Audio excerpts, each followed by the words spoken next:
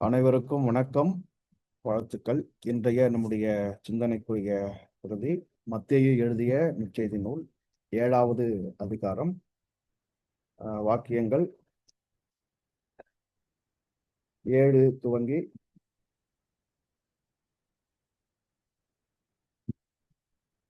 12 முடிய. கேளுங்கள், அப்பொழுது உங்களுக்கு கொடுக்கப்படும். தேடுங்கள், அப்பொழுது கண்டடைவீர்கள். தட்டுங்கள், அப்பொழுது உங்களுக்கு திறக்கப்படும். ஏனென்றால் கேட்கிறவன் எவனும் பெற்றுக்கொள்கிறான், தேடுகிறவன் கண்டடைகிறான், தட்டுகிறவனுக்கு திறக்கப்படும். உங்களில் எந்த மனுஷனானாலும் தன்னிடத்தில் அப்பத்தை கேட்கிற தன் மகனுக்கு கல்லை கொடுப்பானோ? மீனை கேட்டால் அவனுக்கு பாம்பை கொடுப்பானோ? ஆகையால் பொல்லாதவர்களாகி நீங்கள் உங்கள் பிள்ளைகளுக்கு நல்ல ஈவுகளை கொடுக்க அறிந்திருக்கும் போது பரலோகத்தில் இருக்கிற உங்கள் பிதா தம்மிடத்தில் வேண்டிக் கொள்ளுகிறவர்களுக்கு நன்மையானவைகளை கொடுப்பது அதிக நிச்சயம் அல்லவா? ஆதலால் மனுஷர் உங்களுக்கு எவைகளை செய்ய விரும்புகிறீர்களோ அவைகளை நீங்களும் அவர்களுக்கு செய்யுங்கள். இதுவே நியாயப்பிரமாணமும் தீர்க்க தரிசனங்களுமாம். மீண்டும் இந்த பரிச்சயமான பிரபலமான பகுதியை நாம் சிந்திக்கிறோம். இந்த சிந்தனைக்குள் நாம் உள்நுழைவதற்கு முன்பதாக ஒரு உண்மையை நாம் இங்கு அறிந்து கொள்ள, உணர்ந்து கொள்ள வேண்டும். இயேசு என்னும் இந்த நபர்த்துவம் ஞானம் அடைந்தவர், இறை உணர்ந்தவர், தன்னுடைய தேவகுமார தன்மையை தன்னுள்ளே உணர்ந்து அதனை வெளிப்படுத்தி அதனை உலகோருக்கு உணர்த்தி வாழ்ந்தவர். இவைகளெல்லாம் கடந்து இயேசு ஒரு யோகி, யோக நிலையை அடைந்தவர். இயேசுவினுடைய போதனைகள் ஞான உபதேசங்கள் மட்டுமல்ல, இறையை உணர்த்தும் உண்மை உரைகள் மட்டுமல்ல, உணர்வு உரைகள் மட்டுமல்ல, அவைகள் யோக உரைகளும் கூட. ஏறத்தாழ 2000 ஆண்டுகளாக இந்த இயேசுவினுடைய போதனைகள் பைபிள் வழியாக பல பல உண்மைகள் சிதைக்கப்பட்டிருக்கின்றது, மறைக்கப்பட்டிருக்கின்றது. சிலவைகள் மட்டுமே இங்கு தொகுக்கப்பட்டிருக்கின்றது என்றாலும் இருக்கிறவைகளும் சரியாக சென்றடையவில்லை. அதனுடைய உண்மை கருத்துக்களை புரிந்தார் இல்லை, உள்வாங்கியார் இல்லை. இயேசுவின் போதனைகள் இயேசுவை பிரசங்கிக்கிற, இயேசுவை நம்புகிற கிறிஸ்தவர்கள் மத்தியிலேயே நசுக்கப்பட்டும் நலிந்தும் தான் காணப்படுகிறது. அதற்கு காரணம் என்னவென்றால், இயேசுவை ஒரு ஞானியாக, இறை உணர்ந்தவராக, குறிப்பாக இயேசுவை ஒரு யோகியாக கிறிஸ்தவம் கண்டுணரவில்லை.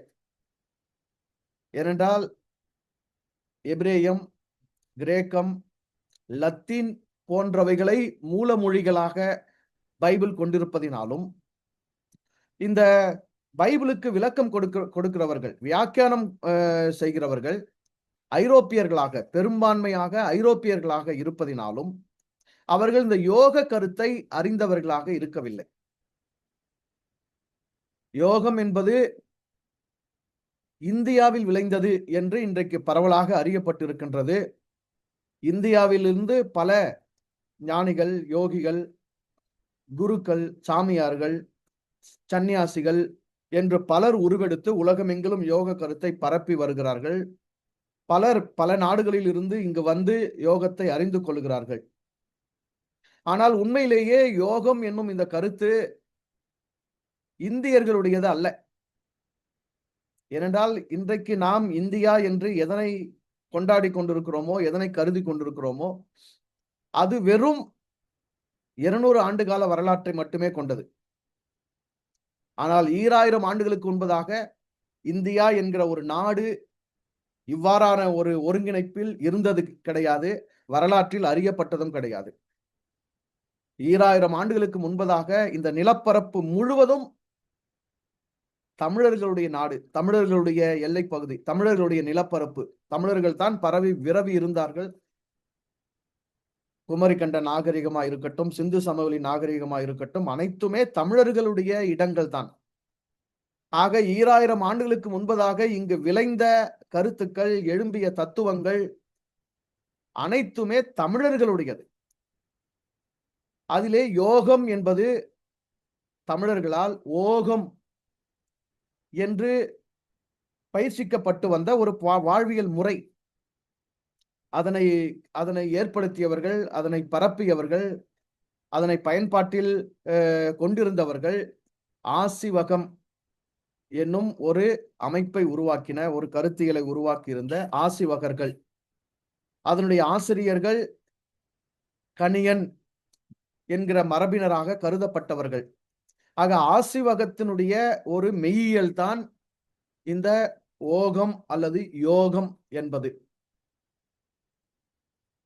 இந்த யோகம் என்கிற இந்த சொல்லுக்கான பொருள் என்னன்னு பாத்தீங்கன்னா, கூடுதல், கூடியிருத்தல், ஒன்று கலத்தல், ஒன்றாதல், ஒருமைப்படுதல் என்பதுதான் அதனுடைய பொருள்.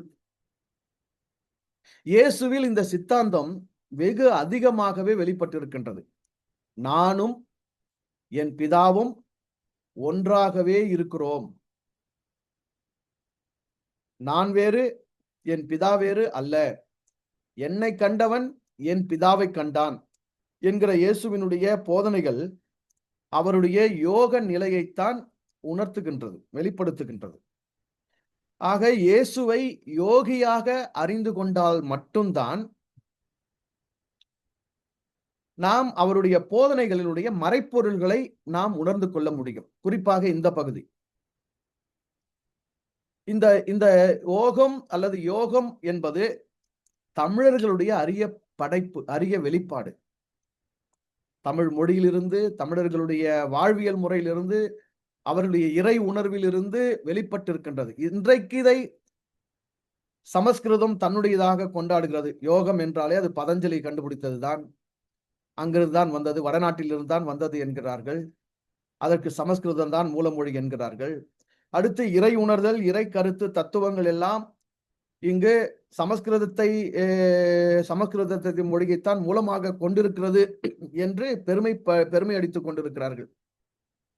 குறிப்பாக அதற்கு அவர்கள் உருவாக்கி வைத்திருக்கிற அத்வைதம், துவைதம், விசிஷ்டாத்வைதம் என்று சொல்லுகிற 3 முக்கிய தத்துவங்கள், இரண்டல்ல ஒன்று.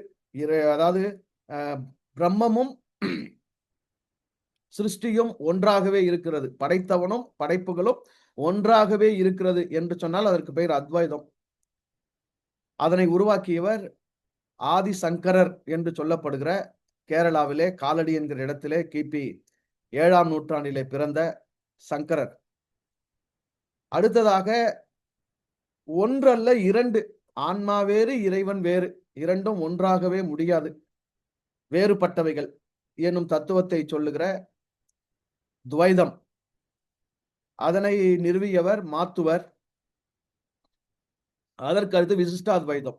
இரண்டும் வேறு வேறுதான், ஆனால் ஒன்றில் ஒன்று இணைந்திருக்கின்றது. என் பிதா என்னில் இருக்கிறார், நான் அவரில் இருக்கிறேன். இறை என்னுள் இருக்கிறது, நான் இறைக்குள் இருக்கிறேன் என்பதை உணர்த்தக்கூடிய விசிஷ்டாத்வைதம். அதனை ராமானுஜர் நிறுவினார். இவைகள் எல்லாமே தமிழ் மூலத்திலிருந்து எடுக்கப்பட்டவைகள் தான். ஆக யோகம் என்பதை எந்த மொழியில் யாரால் எப்படி கையாளப்பட்டாலும் அதற்கான மூலம் தமிழ்தான், தமிழ் நிலம்தான், தமிழ் மொழிதான் என்பதை நாம் உணர்ந்து கொள்ள வேண்டும்.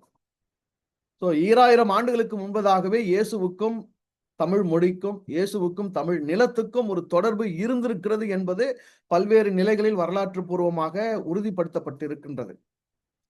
ஒருவேளை அவர் அந்த 12 வயதுக்கு பிறகு 30 வயது வரைக்குமான அந்த இடைப்பட்ட காலத்தில் இந்த நிலப்பகுதிக்கு அவர் வந்து சென்றிருக்கின்றார். ஆகவே அவர் யோக முறைகளை கற்றறிந்திருக்க வேண்டும், பயிற்சித்திருக்க வேண்டும். இல்லை என்றால் இறையை தன்னுள்ளே உணர்கிற அந்த உணர்வை இவ்வளவு ஆழமாக, இவ்வளவு தெளிவாக அவர் வெளிப்படுத்தியிருக்க முடியாது. ஆக இயேசு யோக நிலையை அறிந்தவர், யோக நிலை அடைந்தவர், இயேசு யோகத்தை உணர்ந்தவர், இயேசு ஒரு யோகி. அவர் ஞானி, தேவகுமாரன், இறை உணர்ந்தவர் என்பதை கடந்து இயேசுவை ஒரு யோகியாக கொண்டாடும் போதுதான் அவருடைய போதனைகளில் மறைந்திருக்கிற யோக கருத்துக்களை நாம் எடுக்க முடியும். கேளுங்கள், அப்பொழுது உங்களுக்கு கொடுக்கப்படும். தேடுங்கள், அப்பொழுது நீங்கள் கண்டடைவீர்கள். தட்டுங்கள், அப்பொழுது உங்களுக்கு திறக்கப்படும். இதனை இன்றைய கிறிஸ்தவ உலகம் எவ்வாறு கொண்டாடி கொண்டிருக்கின்றது, இந்த போதனையை எவ்வாறு கையாளுகின்றது என்பதை பார்த்தால் வேடிக்கையாக இருக்கின்றது. கேளுங்கள் என்று சொல்லிவிட்டார். ஆகவே கிறிஸ்தவ சமயத்தினுடைய அந்த சமய நெறியினுடைய முதன்மை காரியமாக இப்போது எது இருக்கிறது என்றால், உலகில் உள்ள வேறு எந்த ஒரு சமயத்திலும் இல்லாத அளவிற்கு பிரேயர், கேட்பது, வேண்டுதல், பிரார்த்தனை என்னும் ஒரு செயல்பாடு கிறிஸ்தவத்தில் ஓங்கி இருக்கின்றது. எப்பொழுதும் அவர்கள் எதையாகிலும் இறைவனிடத்தில் மண்டியிட்டு கேட்டுக்கொண்டே இருக்கின்றார்கள். அவருடைய ஆராதனை வழிபாட்டு முறைமையின் ஒரு முக்கிய பகுதி ஜெபத்தில், ஜெபம் என்பதில், வேண்டுதல் என்பதில் செலவிடப்படுகின்றது. உபவாச ஜெபம், முழு இரவு பிரார்த்தனை ஜெபம்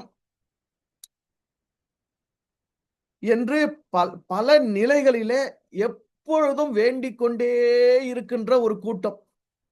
தேசத்திற்காக வேண்டுதல், மாநிலத்திற்காக வேண்டுதல், குடும்பத்திற்காக வேண்டுதல், பிள்ளைகளுக்காக வேண்டுதல், சபைக்காக வேண்டுதல், சபையின் ஊழிய திட்டங்களுக்காக வேண்டுதல், நிதிக்காக வேண்டுதல், விசாலப்படுத்துவதற்கான ஊழியத்தை விரிவுபடுத்துவதற்கான வேண்டுதல், ஊழியர்களுக்கான வேண்டுதல் என்று, நோயாளிகளுக்கான வேண்டுதல், தேவை உள்ளவர்களுக்கான வேண்டுதல், கடனில் உள்ளவர்களுக்கான வேண்டுதல் என்று 24 மணி நேரமும் ஏதாவது ஒரு விதத்தில் எப்பொழுதும் வேண்டிக் கொண்டே கேட்டுக்கொண்டே இருக்கின்ற ஒரு பெரும் கூட்டமாக இந்த கிறிஸ்தவ கூட்டம் உருவெடுத்திருக்கின்றது.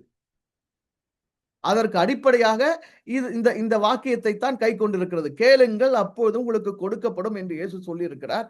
ஆகவே நாங்கள் எப்பொழுதும் அவரிடத்தில் எதையாகிலும் கேட்டுக்கொண்டே இருக்கின்றோம். தமிழ் உலகத்திலே சமய பாடல்கள் பிரபலமாகி உலா வருவது உண்டு. அப்படி இஸ்லாமியத்துக்கு ஒரு பாடல் உண்டு. அது இறைவனிடம் கையேந்துங்கள், அவன் இல்லை என்று சொல்லுவதில்லை. இந்து சமயத்துக்கு ஒரு பாடல் அல்ல, பல பாடல்கள் இருக்கின்றது. முருகனை பற்றி, சிவனை பற்றி, ஐயப்பனை பற்றி, இப்படி ஒவ்வொரு கடவுள் தத்துவத்தை குறித்தும் பல பாடல்கள் உலா வருகின்றது. கிறிஸ்தவத்துக்கு அப்படி பிரபலமாய் உலா வருகின்ற பாடு கேளுங்கள் தரப்படும், தேடுங்கள் கண்டடைவீர்கள், தட்டுங்கள் திறக்கப்படும், தேடுங்கள் கிடைக்கும் என்றார் அந்த பாட்டு. சார், அந்த பாடல் இவ்வாறு துவங்குகிறது. ஆனால் அது எதை நோக்கி போகிறதுன்னு பார்த்தா, பெத்லகேம் என்னும் பெத்லகேமிலே மாட்டு தொழுவத்திலே பரமபிதா பிறந்தாரே, அவர் ஆரம்ப கல்வியை கற்றாரே, 56 ஆகமங்களை அவர் படித்தாரே, உழவர்களுக்கு அவர் ஏற்கலப்பையை செய்து கொடுத்தாரே, இயற்கையோடு ஒழுகி வாழ்ந்தாரே என்று அவருடைய வாழ்க்கை வரலாற்று குறிப்பை அது கொடுத்து கொண்டிருக்கிறது. ஏனென்றால், கேளுங்கள் என்பது என்ன? எதனை கேட்க சொன்னார்? யாரிடம் கேட்பது? என்ன கேட்பது? யார் கேட்பது? தேடுங்கள் என்றால் எங்கே தேடுவது? எதனை தேடுவது? யார் தேடுவார்கள்? பொதுவாக எவர் ஒருவர் தொலைத்தாரோ அவர்தான் தேடுவார். இப்போ தேடுகிறோம் என்றால் ஏற்கனவே தொலைத்திருக்க வேண்டும் அல்லவா? இப்போ தேடுதல் என்பது என்ன? தட்டுங்கள் என்கிறாரே, எதனை தட்டுவது? எங்கே தட்டுவது என்பதை பற்றி அந்த போதனையினுடைய அந்த உண்மைத்தன்மையை விளங்கிக் கொள்ளாமல் வாழ்க்கையை பாடிக்கொண்டிருத்தல், அல்லது ஒரு பக்கம் எதையாகிலும் 2, 3 பேர் எங்கு கூடினாலும், 20, 30 பேர் எங்கு கூடினாலும், 200, 300 பேர் எங்கு கூடினாலும், 2000, 3000 பேர் எங்கு கூடினாலும், 2 லட்சம், 3 லட்சம் பேர் எங்கு கூடினாலும், கூட்டம் எங்கெல்லாம் கூடுகிறதோ அங்கெல்லாம் கேட்டுக்கொண்டே இருத்தல், வேண்டிக் கொண்டே இருத்தல். இதை கொடு, அதை கொடு, இதை செய், அதை செய், இதை மாற்று, அதை மாற்று, இதை திருப்பு, அதை திருப்பு என்று எதையாகிலும் கேட்டுக்கொண்டிருத்தலே கிறிஸ்தவ தொழிலாகிவிட்டது. உண்மையிலேயே இங்கு கேளுங்கள், அப்பொழுது உங்களுக்கு கொடுக்கப்படும் என்கிறாரே, இது எதனோடு தொடர்பு? எதனை கேட்கும்படியாக சொல்லுகிறது? எதனை நாம் கேட்க வேண்டியவர்களாக இருக்கின்றோம்? எதனை கேட்க வேண்டும் என்று நாம் புரிந்து கொள்ள வேண்டும் என்றால், முதன்மையாக எதுவெல்லாம் நமக்கு இங்கு கேட்காமலேயே அருளப்பட்டிருக்கின்றது, கொடுக்கப்பட்டிருக்கிறது என்பதை பற்றிய தெளிவு நமக்கு வேண்டும் அல்லவா? அதற்கான நன்றி உணர்வு நமக்கு வேண்டும் அல்லவா? நான் இருக்கிறேன் என்றால், நான் எனக்கு கேட்காமலேயே கொடுக்கப்பட்ட ஒரு அருள். வழங்கப்பட்ட ஒரு வரம். என்னுடைய இருப்பு நான் கேட்காமலேயே எனக்கு அருளப்பட்டிருக்கின்ற ஒரு வரம். எனக்கு கொடுக்கப்பட்டிருக்கின்றேன். என் இருப்பு எனக்கு கொடுக்கப்பட்டிருக்கின்றது. எனக்கு உயிர் கொடுக்கப்பட்டிருக்கின்றது. எனக்கு உள்ளம் கொடுக்கப்பட்டிருக்கின்றது. எனக்கு உடல் கொடுக்கப்பட்டிருக்கின்றது. என்னுடைய முக வடிவமைப்பு எனக்கு கொடுக்கப்பட்டிருக்கின்றது. என்னுடைய நிறம் எனக்கு கொடுக்கப்பட்டிருக்கின்றது. எனக்கு வாழ்வு கொடுக்கப்பட்டிருக்கின்றது. இவைகளை நான் கேட்டதில்லை. என் பிறப்பை நான் கேட்டதில்லை. இந்த பிறவியை நான் கேட்டதில்லை. நான் கேட்காமலே எனக்கு சுவாசகதி 24 மணி நேரமும் நடந்து கொண்டிருக்கின்றது. நான் கேட்காமலேயே எனக்கு இதயம் துடித்துக் கொண்டிருக்கின்றது. நான் கேட்காமலேயே நான் உயிர் வாழ்ந்து கொண்டிருக்கின்றேன். நான் கேட்காமலேயே எனக்கான சுவை என்னுடைய நாவில் எப்போதும் செயலாற்றிக் கொண்டிருக்கின்றது. நான் கேட்காமலேயே என் சுவைக்கு பொருந்தக்கூடிய பல்லாயிரக்கணக்கான உணவு வகைகள் இந்த உலகில் வைக்கப்பட்டிருக்கின்றது. இறை என்பது நிறைந்த ஞானமுடையது. இறை என்பது நிறைந்த அன்பு கொண்டது. ஆகவே தன்னுடைய அன்பினால், தன்னுடைய ஞானத்தினால் இந்த உலகத்தின் உயிர்கள் கேட்காமலேயே அவைகளுக்கு உயிரினம் எனும் தகுதியை அளித்திருக்கின்றது. உயிரினம் என்னும் வாழ்வை அளித்திருக்கின்றது. அந்த உயிரினங்கள் வாழ்வதற்குரிய அனைத்தையும் அது அளித்திருக்கின்றது. இவைகளை பற்றிய ஒரு எண்ணம், இவைகளை பற்றிய ஒரு நினைப்பு, இவைகளை பற்றிய ஒரு கருதுகோள் மனிதர்களாகிய நமக்கு முதன்மையாக இருக்கின்றதா? என்னை அவன் எனக்கு கொடுத்திருக்கின்றான். எனக்கு வாழ்வை அவன் இங்கு கொடுத்திருக்கின்றான். எனக்கு பசியை அவன் கொடுத்திருக்கின்றான். என் பசிக்கான உணவை இங்கு கொடுத்திருக்கின்றான். அதாவது இங்கே கேளுங்கள் என்பது உண்மையிலேயே உணவை பற்றியதோ, உடுப்பை பற்றியதோ, உறைவிடத்தை பற்றியதோ, உடைமைகளை பற்றியதோ நிச்சயமாக இல்லை. ஏனென்றால் ஏற்கனவே இவைகள் எனக்கு அருளப்பட்டு இருக்கின்றது. முன்னமே சொல்லிவிட்டார். உங்கள் பிதா உங்களுக்கு இன்னது தேவை என்று முன்னமே அறிந்திருக்கிறார். அறிந்திருக்கிறார் என்றால் என்ன? அவைகளை ஏற்கனவே முன்னமே அமைத்திருக்கிறார் என்று பொருள். இறை ஒன்றை அறிந்திருக்கிறது என்றால் அவைகளை இருப்புக்கு கொண்டு வந்து விட்டது. அவைகள் அமைக்கப்பட்டிருக்கின்றது. அவைகள் ஏற்பாடு செய்யப்பட்டிருக்கின்றது. அவைகள் தயார் நிலையில் இருக்கின்றது என்பதுதான் பொருள். ஏனென்றால் இறைவனுடைய அறிதல் என்பது ஒரு மனச்செயல் அல்ல. அது விளைவு, அது வெளிப்படுதல், அது செயல், அது வினை. நீங்களும் நானும் அறிந்திருக்கிறோம் என்றால் அது புத்தியில் மட்டும்தான் நடந்திருக்கும். அறிந்திருக்கிறதை அப்புறம் தான் நம்ம அமைதலுக்கு கொண்டு வரணும், அமைக்கணும், வெளிப்பாடுக்கு செயலுக்கு கொண்டு வரணும். ஆனால் இறை ஒன்றை அறிந்திருக்கிறது என்றால் அது ஏற்கனவே அமைக்கப்பட்டிருக்கிறது என்பதுதான் அர்த்தம்.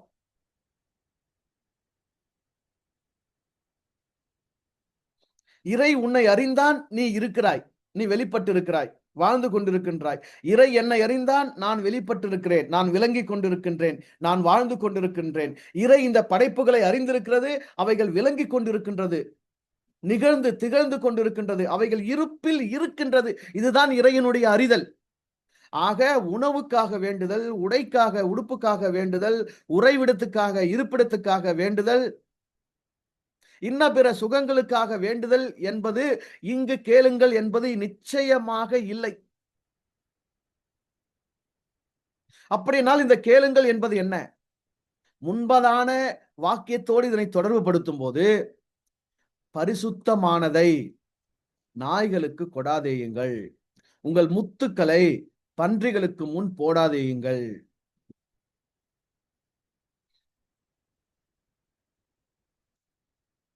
அப்ப இங்க என்ன நாம் புரிந்து கொள்ள வேண்டும்? எதனை நாம் கேட்க வேண்டும்? கேட்கிறவனுக்கு கேளுங்கள், அப்பொழுது உங்களுக்கு கொடுக்கப்படும் என்றால், அப்போ கேட்டால் கொடுப்பதற்கென்று, கேட்டால் கேட்கிறவர்களுக்கென்றே கொடுப்பதற்கென்று புனிதமானவைகள் வைக்கப்பட்டிருக்கின்றது. தூய்மையானவைகள் வைக்கப்பட்டிருக்கின்றது. ஒரு தூய்மையான மறை ஞானம், ஒரு தூய்மையான மெய் ஞானம், ஒரு ஒரு ஒரு தூய்மையான அறிவு, மெய் அறிவு, மேலான அறிவு, வால் அறிவு கேட்பவர்களுக்கென்றே. வாயில கேட்பவர்களுக்கு இல்ல. நல்லா புரிஞ்சுங்க. வாயில கேட்பவர்களுக்கு இல்ல. சிந்தனையை விரிவுபடுத்தி சிந்தனையில் கேட்பவர்களுக்கு, சிந்தனையில் கேட்பவர்களுக்கு கொடுக்கப்படுவதற்கென்றே ஒரு மெய்ஞானம், ஒரு தூயது, அது எதனால் தூயது? அது முழுமையை உணர்த்துவது, முழுமையில் உன்னை கொண்டு போய் சேர்ப்பது. ஆக அவைகள் ஏற்கனவே வைக்கப்பட்டிருக்கின்றது. எவர்கள் அதனை கேட்கிறார்களோ அவர்கள் அதனை பெற்றுக் கொள்ளுகிறார்கள். மனித உயிரினம் என்பதே கேட்பதற்காக பிறவி எடுத்திருக்கின்ற ஒரு உயிரினம். இதை எப்படி புரிஞ்சுக்கலாம் அப்படின்னா, உடல், உயிர், உள்ளம் இந்த மூன்றின் தொகுப்பை தான் மனிதன் என்று நாம் சொல்லுகிறோம். இதில் உடல் காணக்கூடிய பகுதி, உயிர் காணப்படாத பகுதி. காணப்படாத பகுதியாகிய உயிரோடும், காணப்படுகிற பகுதியாகிய உடலோடும் உறவாடி கொண்டிருக்கின்ற ஒன்றாக உள்ளம், ஆன்மா, மனம் என்கிற மனிதன் இருக்கின்றான். இப்போது இந்த மனிதன் கேட்க வேண்டுமா? எதை கேளுங்கள் என்று சொல்லுகிறார்? யாரிடம் கேளுங்கள் என்று சொல்லுகிறார்? மனிதன் உண்மையிலேயே இந்த உள்ளம், மனம் என்கிற இந்த மனிதன் உண்மையிலேயே யார் என்றால், இந்த இந்த உடல் குழந்தையாக பிறவி எடுத்ததிலிருந்து இந்த உள்ளம் இந்த புறக்கண்களை கொண்டு எவைகளையெல்லாம் நோக்குகின்றதோ அவைகள் எது ஒன்றை பற்றியும் இந்த மனிதம் என்கிற இந்த உள்ளம் அறியாமையில் இருக்கின்றது. நான் யார்? நான் எங்கிருந்து வந்திருக்கின்றேன்? எனக்கு என்ன தேவை இருக்கின்றது? எதற்காக இந்த பிறவி எடுத்திருக்கின்றேன்? நான் எங்கே போக போகின்றேன்? நான் எதற்காக பிறந்திருக்கின்றேன்? நான் எதற்காக இறக்கப் போகின்றேன்? பிறப்புக்கு முந்திய என்னுடைய நிலை என்ன? இறப்புக்கு பிந்திய என்னுடைய நிலை என்ன? உயிர் உடம்பு எடுத்ததா அல்லது உடம்பு உயிரை எடுத்ததா? இந்த உடம்பையும் உயிரையும் ஒன்றாய் இணைத்தது யார்? எப்போது இது இணைக்கப்பட்டது? இந்த உயிரும் உடம்பும் எப்போது பிரிக்கப்படுகிறது? உயிரும் உடலும் பிரிந்தால் அங்கு நான் எங்கே இருப்பேன்? உடலோடு இருப்பேனா? உயிரோடு இருப்பேனா? இவ்வாறு பலவற்றை பற்றிய மேன்மையான உள்ளம் உணரக்கூடிய, உள்ளம் மட்டுமே உள்வாங்கக்கூடிய, உள்ளத்திற்கே உரிய உணவாக கூடிய அந்த உணர்வுக்கான பல கேள்விகள், பல அறியாமையில் மனிதன் இருக்கின்றான். மனிதன் என்பவன் ஒரு முழு அறியாமை, இறை என்பவன் ஒரு முழு அறிவு. நிறைவான அறிவு இறை, நிறைவான அறியாமை மனிதன். இப்போது இந்த மனிதன் தன் உயிராகிய, தன் பரமபிதாவாகிய, தன்னை ஈன்றெடுத்திருக்கின்ற, தன்னை அளித்திருக்கின்ற, அருள் செய்திருக்கின்ற அந்த இறையினிடத்தில் கேட்பதற்கு ஏராளம் இருக்கிறது. முதன்மையாக இங்கு குறித்துக் கொள்ளுங்கள், கேளுங்கள் என்பது கேள்விகளை கேளுங்கள். அறிய வேண்டிய அறிதலை பற்றிய, உணர வேண்டிய உணர்தலை பற்றிய, உள்வாங்க வேண்டிய ஞானத்தை பற்றிய, தெரிந்து கொள்ள வேண்டிய மேலானவைகளை பற்றிய கேள்விகளை கேளுங்கள். கேள்விகளை கேட்கிற எவனும் அதற்கான முழுமையை, பதிலை பெற்றுக் கொள்ளுகிறான். ஆக கேளுங்கள். நாம் என்ன நினைச்சுக்கிறோம்? ஆஸ்க் த திங்ஸ், பொருட்களை, தேவைகளை கேளுங்கள் என்று எப்போதும் தேவைகளை நாடி இது வேண்டும், அது வேண்டும், இதை செய், அதை செய் என்று கேட்டுக்கொண்டிருக்கின்றோம். ஆனால் அங்கு என்ன உணர்த்துகிறார் அந்த யோகி, அந்த மெய்ஞானி என்னத்தை உணர்த்துகிறார்?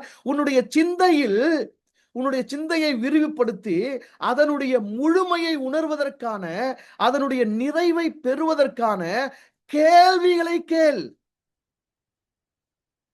அப்பொழுது உன்னுடைய சிந்தை அதற்கான முழுமையான பதிலை பெற்றுக்கொள்ளும். முதல்ல வாயில கேட்காதீங்க. தேவைகளை, வாழ்க்கையினுடைய தேவைகளை கேட்காதீங்க. வாழ்க்கை இன்னது என்பதை கேளுங்கள். வாழ்க்கையை பற்றிய புரிதலை கேளுங்கள். இந்த வாழ்வு ஏன் என்னும் நோக்கத்தை கேளுங்கள். இந்த பிறவியை பற்றிய கேள்விகளை கேளுங்கள். இந்த இருப்பை பற்றிய கேள்விகளை கேளுங்கள். எவ்வளவு அறியாமை நமக்குள் இருக்கின்றது. என்னதான் நமக்கு தெரியும்? நான் யாருன்னு எனக்கு தெரியுமா? நான் எங்கிருந்து வந்தேன்னு எனக்கு தெரியுமா? என் மூலம் என்னன்னு எனக்கு தெரியுமா? என் இறப்புக்கு பிறகு என்னுடைய நிலை என்னன்னு எனக்கு தெரியுமா? என்னுடைய துவக்கம் என்ன, என்னுடைய முடிவு என்ன என்பதை பற்றி தெரியுமா? முழு அறியாமையில் அல்லவா நான் இங்கு இருக்கின்றேன். நான் வெறும் தின்னுவதற்காக வந்த உயிரினம் கிடையாது. நான் வெறும் உடுத்தி உடுத்தி உல்லாசப்படுவதற்காக வந்த உயிரினம் கிடையாது. நான் வெறும் படுத்து தூங்கி சுகம் காண்பதற்காக வந்த உயிரினம் கிடையாது. இதையெல்லாம் கடந்து உள்ளத்திற்கான நிறைவை பெறுவதற்காக வெளிப்பட்டிருக்கிற உயிரினம். அப்போ என்னுடைய உள்ளத்தின் தேவையே அறிவு, ஞானம், புரிதல், உணர்தல் தான் என்னுடைய உள்ளத்தின் தேவை. அப்படியானால் என்னுடைய கேள்விகள் எதனை பற்றியதாக இருக்க வேண்டும்? நான் எதனை கேட்க வேண்டும்? கேட்பதற்கே கேள்வி கேட்பதற்கே உரிய நிலையில் முழு அறியாமையில் நான் வெளிப்பட்டிருக்கின்றேன். பதில் கொடுப்பதற்கே உரிய நிலையில் நிறைவான அறிவில் அவன் எனக்குள் இருந்து கொண்டிருக்கின்றான். எப்படி பாருங்களா? கேள்விகளை கேட்பதற்கே உரிய நிலையில் முழுமையான அறியாமையில் நான் பிறந்திருக்கின்றேன். என் மனம் இருக்கின்றது. பதில் வழங்குவதற்கு, அருள்வதற்கு எல்லாம் அறிந்த, எல்லாம் தெரிந்த, எல்லாம் உணர்ந்த, எல்லாம் வல்ல, முழு மெய் அறிவோடு, வால் அறிவோடு, நிறைவான அறிவோடு இறை என்னுள் உயிராக விளங்கிக் கொண்டிருக்கின்றான். அப்ப எங்களுக்கு இடையிலான உறவே என்னதான்? அந்த அந்த உறவின் நிறைவே, அந்த உறவின் உரையாடலே என்னதான்? அப்பா இது என்னப்பா? அப்பா இத பற்றி சொல்லுப்பா. அப்பா இத தெரியப்படுத்துப்பா. அப்பா வானம் என்னப்பா? இது எப்படி விளங்குதுப்பா? இது இது எப்படி நடக்குதுப்பா? அப்பா இந்த படைப்பு என்னப்பா? அப்பா இந்த மலர் என்னப்பா? அப்பா இந்த புழு என்னப்பா? அப்பா இந்த பூச்சி என்னப்பா? அப்பா இந்த தாவரம் என்னப்பா? அப்பா இந்த இயற்கை என்னப்பா? அப்பா இந்த உடம்பு என்னப்பா? இதுக்குள்ள உறுப்புகள் என்ன செயல்படுப்பா? இதுல ஏன்பா இது இப்படி மறைச்சு வச்சிருக்கிற? இதனுடைய ரகசியம் என்னப்பா? இது என்ன உணர்த்துதுப்பா? இப்படி இடைவிடாது அந்த மெய்யறிவுக்கான, மெய்ஞானத்திற்கான, அவனோடு ஒன்றித்து அந்த யோக நிலையில் ஒன்றித்து இருப்பதற்கான கேள்விகளை அடுக்கடுக்கா நீங்க கேட்டீங்கன்னா, உங்க சிந்தனை விரிவு பெறும். ஏனென்றால் அங்கு பதில்கள் வந்து நிரப்பப்படும். நல்லா புரிஞ்சுங்க. பொதுவா நாம இந்த கேளுங்கள் என்பதை தவறாக புரிந்து கொண்டு தேவைகளை கேட்டுக் கொண்டிருக்கின்றோம். இன்னொன்று ஒருவேளை கேள்வியே கேட்பதா இருந்தாலும், இந்த கேள்விகள வெளியே யார்ட்டயும் போய் கேட்டுன்னு இருக்கிறோம். யாரோ ஒரு மத குருவினிடத்துல, போதகரிடத்துல, உபதேசிகளிடத்துல, பட்டிமன்ற பேச்சாளர்களிடத்துல, ஆசிரியர்களிடத்துல, ஆசான்களிடத்துல, கலைகள கற்றுக் கொடுக்கிற வித்வான்களிடத்துல போயி நாம இவைகளை கேட்டுக் கொண்டிருக்கிறோம். என்ன கிடைக்கும் நமக்கு?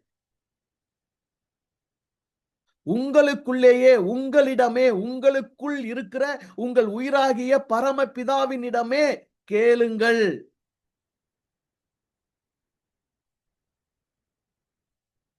உங்களுக்கு வெளியே அல்ல. உங்களுக்குள்ளேயே கேளுங்கள்.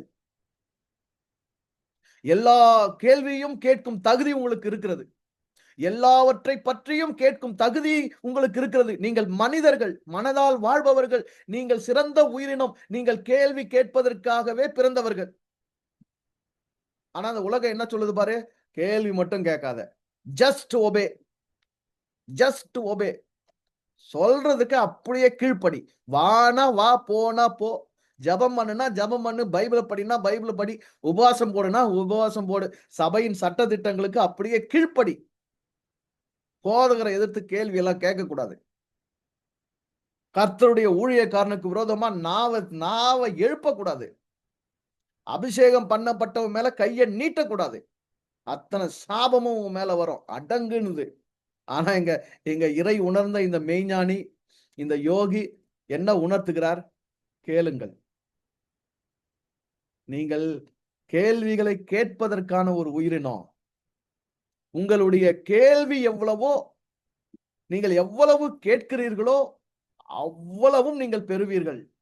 கேளுங்கள், அப்பொழுது உங்களுக்கு கொடுக்கப்படும். இந்த கேளுங்களை இன்னும் பல இடங்களில் கேட்கிற எவனும் பெற்றுக்கொள்ளுகிறான். நீங்கள் கேட்கும் விதத்தை குறித்து கவனியுங்கள். நீங்கள் கேளுங்கள் என்பதை இன்னொரு நிலையில் செவி வழியாக கேட்கும் திறனை பற்றியும் இயேசு குறிப்பிடுகிறார். நீங்க காதை கவனிச்சீங்கன்னா, காதினுடைய வடிவமைப்ப கவனிச்சீங்கன்னா, அது ஒரு கேள்விக்குறி மாரி தான் அமைக்கப்பட்டிருக்கும். காதினுடைய வடிவமைப்ப பாருங்க. அது ஒரு கேள்விக்குறி மாரி தான். கொஸ்டின் மார்க் மாரி தான் இருக்கும் அது.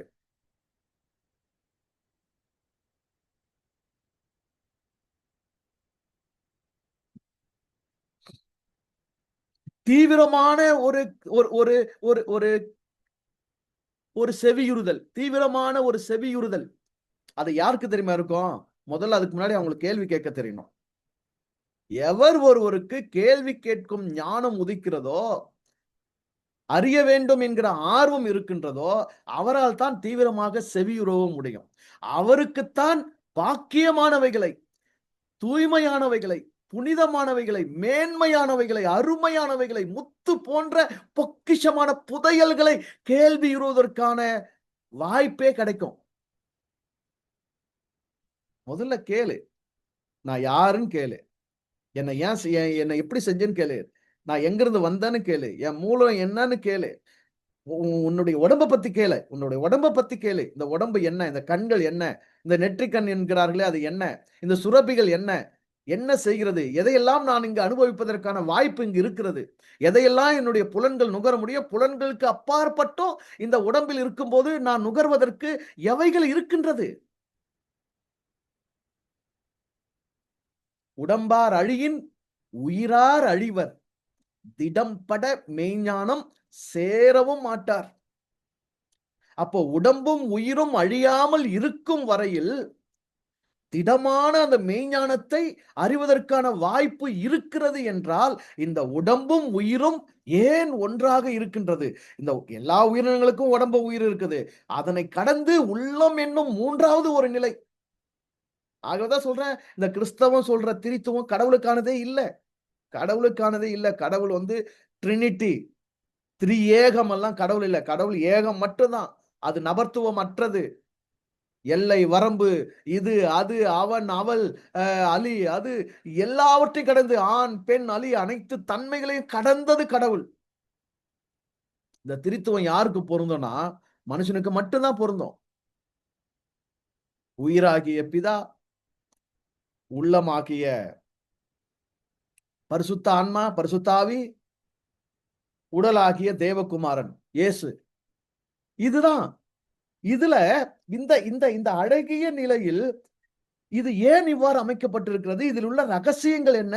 இதுல எதையெல்லாம் அணுக முடியும்? இந்த உயிரும் உடலும் ஒன்றாக இருக்கும்போது, அதற்கிடையில் உள்ளமாக நான் இருந்து, இந்த உடல் வழியாக உயிரின் துணையோடு உணர்ந்து கொள்ள வேண்டிய உணர்வுகள் என்ன? அனுபவங்கள் என்ன? அடைய வேண்டிய கொண்டாட வேண்டியவைகள் என்ன? எது இந்த உடலை உண்டாக்கியதோ, இந்த உடலை உண்டாக்கிய அந்த ஆதி நாதம் என்கிறோமே, அந்த வைப்ரேஷன், அந்த ஒலி, சப்தம், ஆதியில் இருந்த வார்த்தை, அது என் உடலில் 24 மணி நேரமும் இடைவிடாது தொனித்துக் கொண்டே இருக்கிறது. என் மனம் பல்வேறு இரைச்சல்களுக்கு நடுவில் இருக்குது. ஓயாம எண்ணங்களை கடலில் அலைகள் எழும்போது போல ஓயாமல் எண்ண அலைகள் என்னில் எழும்பிக் கொண்டே இருக்கின்றது. மனம் எப்போதும் உணர்ச்சிகளால் அலசடிப்பட்டு கொண்டே இருக்கின்றது. இதனை பற்றி அதனை பற்றி அதனை அந்த கருத்து இந்த கருத்து என்று ஏகப்பட்ட மோதல்கள் என் மனதில் நடந்து கொண்டே இருக்கின்றது. ஆக அமைதலற்று என் மனம் இருக்கிறதுனாலே அந்த என்னுடைய என்னுடைய உள்ளம் என்னும் அந்த ஆழ்நிலைக்குள் ஒலித்துக் கொண்டிருக்கிற என்னுடைய உடலில் இருக்கிற அந்த வைப்ரேஷன், அந்த இறை நாதத்தை என் மனம் உணரவே முடிகிறதில்லை. அது அங்கதான் இருக்குது. அந்த சப்தம் அங்கதான் இருக்குது. அந்த ஆதி வார்த்தை அங்கதான் இருக்குது. அவருக்குள் ஜீவன் இருந்தது. அந்த ஜீவன் மனுஷருக்கு ஒளியாய் இருந்தது. அந்த ஒளி இருளிலே பிரகாசிக்கிறது என்றார்களே, அந்த அந்த அந்த வாழ்வு, அந்த உயிரினும் அந்த ஒளி, அந்த ஒளியும் என்னுள் தான் இருக்கிறது. அதனையும் இருள் அடைத்திருக்கின்றது.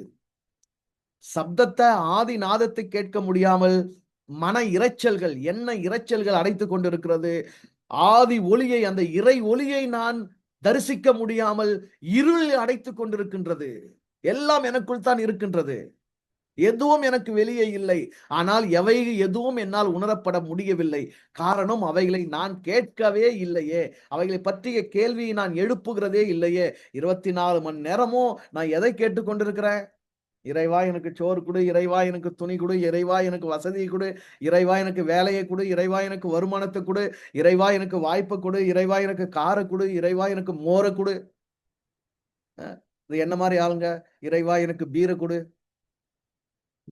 இதுதானே கேட்டுட்டு இருக்கிறோம். இதை தவிர வேற புத்தியில வர்றதே இல்லையே, வேற சிந்தையில வர்றதே இல்லையே, வேற தேவைகளையே நம்ம நாடுவதில்லையே.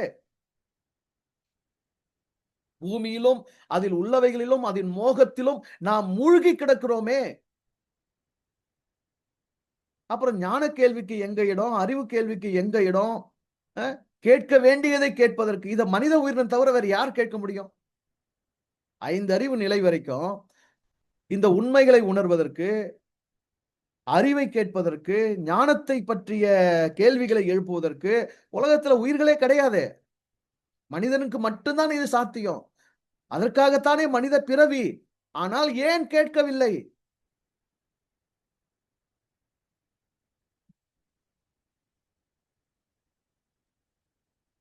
கேள்வியே என்னன்னு தெரியாது. நல்லா புரிஞ்சுக்கோங்க. கேள்வியே என்னன்னு தெரியாது. ஆனால் இயேசுவே பதில். கேள்வியே கிடையாது. கேள்வியே தெரியாது. ஆனால் இயேசுவே பதில். அப்படியே மிஞ்சி போய் உள்ள போய், "சரிப்பா, கேள்வி என்னப்பா? இயேசு தான் பதில் சரி. கேள்வி என்னப்பா?" அப்படின்னு கேட்டா, அவங்க சொல்வாங்க, "கடன் பிரச்சனையா? வியாதியா? வறுமையா? பிசாசின் பிடியா? போராட்டமா? துன்பமா? கட்டுகளா? பில்லி சூனியமா?" இயேசுவே பதில். மனிதனை எப்படி மட்டுப்படுத்தி விட்டார்கள்? எவ்வளவு மடங்கடித்து விட்டார்கள்?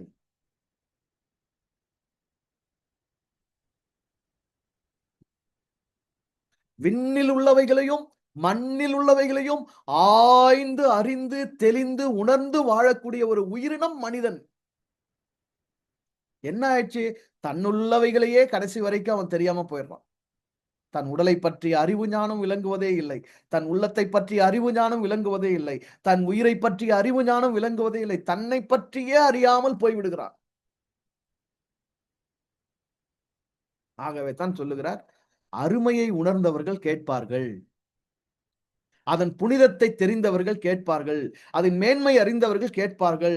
முத்து தான் அது, புதையல் தான் அதுன்னு தெரிஞ்சுட்டா, "அப்பா அந்த முத்து எங்கப்பா இருக்குது? அந்த புதையல எப்படிப்பா எடுக்கிறது? அத நான் எப்படி எடுத்து அனுபவிக்கிறது? இந்த வாழ்நாள் அதற்காகத்தானே. அந்த முத்தை அடைவதற்கு, அந்த முத்தை பெறுவதற்கு தானே இந்த வாழ்நாள். அந்த முத்து எங்கே இருக்கிறது?" அப்படின்னு எப்படி கேள்வி கேட்காம ஒருத்தன் போ முடியும்?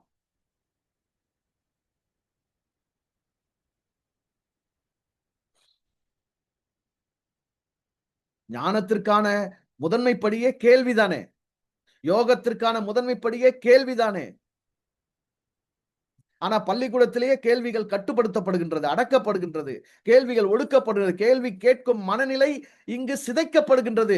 கேள்வி கேட்பது குற்றமாக கருதப்படுகின்றது. கேள்வி கேட்கிறவன்லாம் குதர்க்கவாதி, விதா விதாண்டாவாதம் பண்றவங்க, அவங்க இறையை பற்றிய நம்பிக்கைக்கும், விசுவாசத்தையும் சீர்குலைக்கிறவங்க என்று முத்திரை குத்தி மதங்களும், மத தலைவர்களும், சபைகளும் கேள்வி கேட்பவர்களை காலந்தோறும் வெளியேற்றிக் கொண்டே இருக்கின்றது. கேள்வி கேட்பவர்கள் வேண்டாம். ஏன்னா, நீ கேட்கிற கேள்விக்கு அங்க பதில் கிடையாது பாரு. நீ கேட்கிற கேள்விக்கு அங்க பதில் கிடையாது பாரு. அவங்க வச்சிருக்கிற பதிலுக்கு ஏத்த கேள்வி தான் நீ கேட்கணும். பதில ஏற்கனவே செட் பண்ணி வச்சுட்டுருக்காங்க அவங்க. அதுக்கான கேள்விகள் கேட்டா மட்டும் தான் அங்க இருக்க முடியும். இல்ல அத கூட கேட்காம இருந்தா நீ நிம்மதியா அங்க இருக்கலாம். சந்தோஷமா அங்க இருக்கலாம். உன்ன கொண்டாடி வச்சுக்குவாங்க. ஆனா பதில் இல்லாத கேள்விய கேட்டீன்னா சிக்கல். உன்ன வச்சுக்க மாட்டாங்க. அப்ப இறை என்ன சுதந்திரத்த இங்க கொடுத்திருக்கு? இயேசு ஒவ்வொரு தனி மனிதனுக்கும் என்ன உணர்வை இங்க அ து உணர்வை து உணர்வு தூண்டலை இங்கு கொடுக்கிறார்? என்ன என்ன என்ன வாக்கு இங்கு அளிக்கிறார்? கேளுங்கள். It's your right. இது உங்களுடைய உரிமை. இது இது இது உங்களுடைய பிறப்புரிமை. இதனை தெரிந்து கொள்வது உங்களுக்கானது. இத இத தெரிஞ்சுக்க தான் பிறவி. இதன இது இது இதனுடைய இந்த பதில பெறுவதற்கு தான் இந்த வாழ்க்கை உங்களுக்கு. அதனால இது உங்களுடைய பிறப்பு உரிமை. ஆகவே நீங்கள் கேளுங்கள். என் ஞானம் எங்கே? என் யோகம் எங்கே? என் இறை எங்கே? என் மூலம் எங்கே? பிறப்பதற்கு முன் நான் எங்கே? உயிரும் உடலும் எப்போது யாரால் இணைக்கப்பட்டது? இது பிரிந்த பிறகு எங்கே போகிறது? இதெல்லாம் உங்களுடைய பிறப்புரிமையான கேள்விகள். இதற்கு பதில் இருக்கின்றது. அருளப்படுகின்றது. வேற எங்கேயோ இருந்து கிடையாது. உங்க சிந்தையிலேயே அருளப்படுது. உங்க சிந்தையிலேயே உங்களுக்குள்ளாகவே அருளப்படுகின்றது. கேளுங்கள். அப்பொழுது உங்களுக்கு கொடுக்கப்படும்.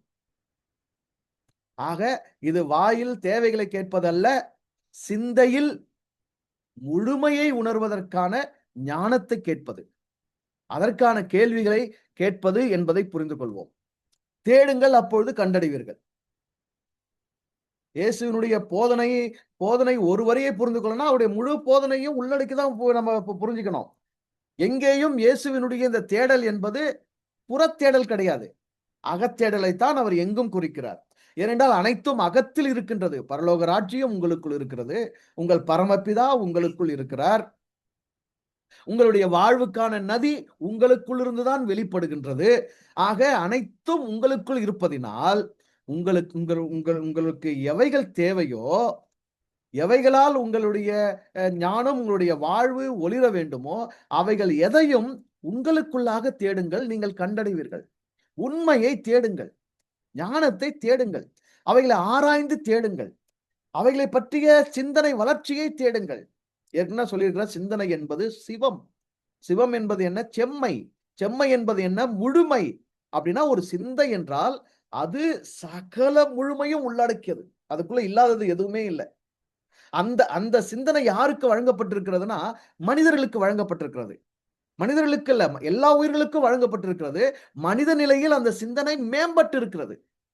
ஆகவே தான் பிறவியில ஒரு மேலான ஒரு பிறவியை நாம் அடைந்திருக்கிறோம். இந்த மேலான பிறவிக்கே உரிய ஆசி என்ன, நிலைப்பாடு என்னன்னா சிந்தனையை முழுமைப்படுத்திக்க முடியும். அப்ப எதையும் உங்களுடைய சிந்தையில் தேடுங்கள். சிந்தையில் கேளுங்கள், சிந்தையில் தேடுங்கள். அப்பொழுது நீங்கள் கண்டடைவீர்கள். அது வெளியே உங்களுக்கு புறத்தே இல்லை, உங்களுக்கு உள்ளேதான் இருந்து கொண்டே இருக்கின்றது. மூன்றாவது, தட்டுங்கள், அப்பொழுது உங்களுக்கு திறக்கப்படும். பாருங்க, உயிரோடும் உடலோடும் உள்ளமாக மனிதன் வாழ்ந்து கொண்டிருக்கின்றான். இதிலே 3 செயல்கள், 3 வினைகள் குறிப்பிடப்பட்டிருக்கின்றது. ஒன்று கேளுங்கள், இன்னொன்று தேடுங்கள், மூன்றாவது தட்டுங்கள்.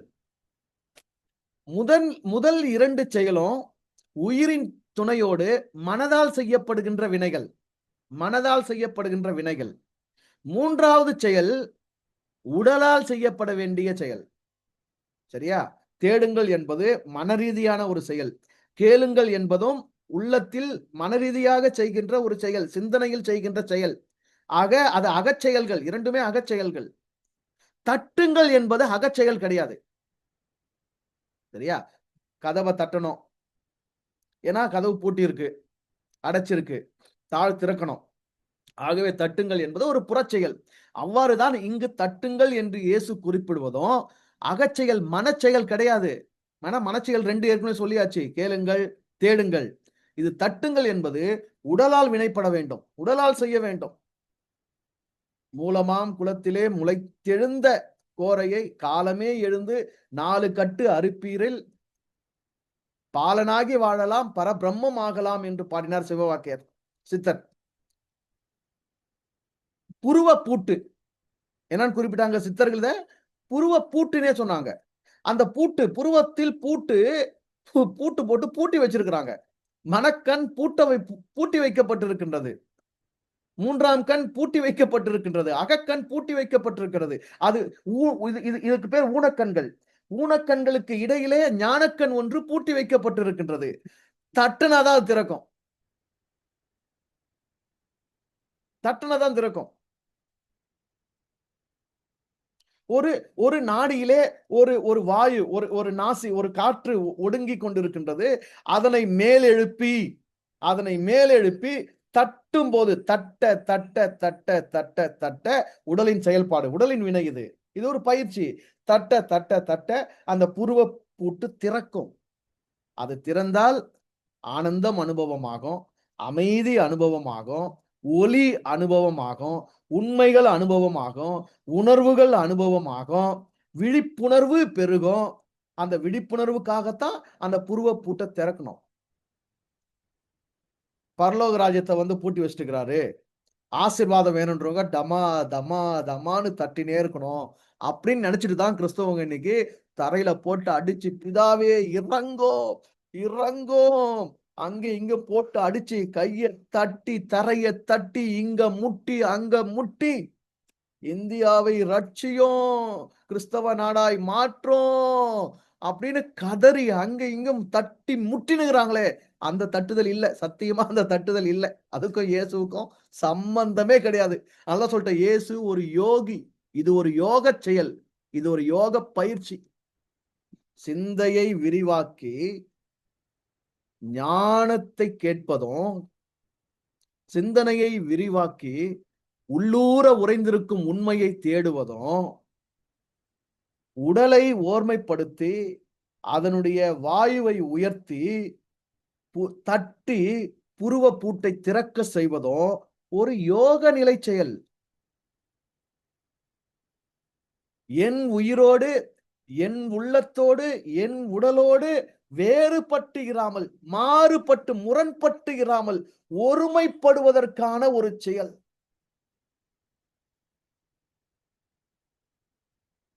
யோகம் என்பது ஒன்று கலத்தல் தானே, கூடுதல் தானே. அந்த கூடுதலுக்கு என்ன தெரியணும் எனக்கு? நான் வேறு நீ வேறு அல்ல என்கிற ஞானம் எனக்கு இருக்கணும். நான் வேறு நீ வேறு அல்ல.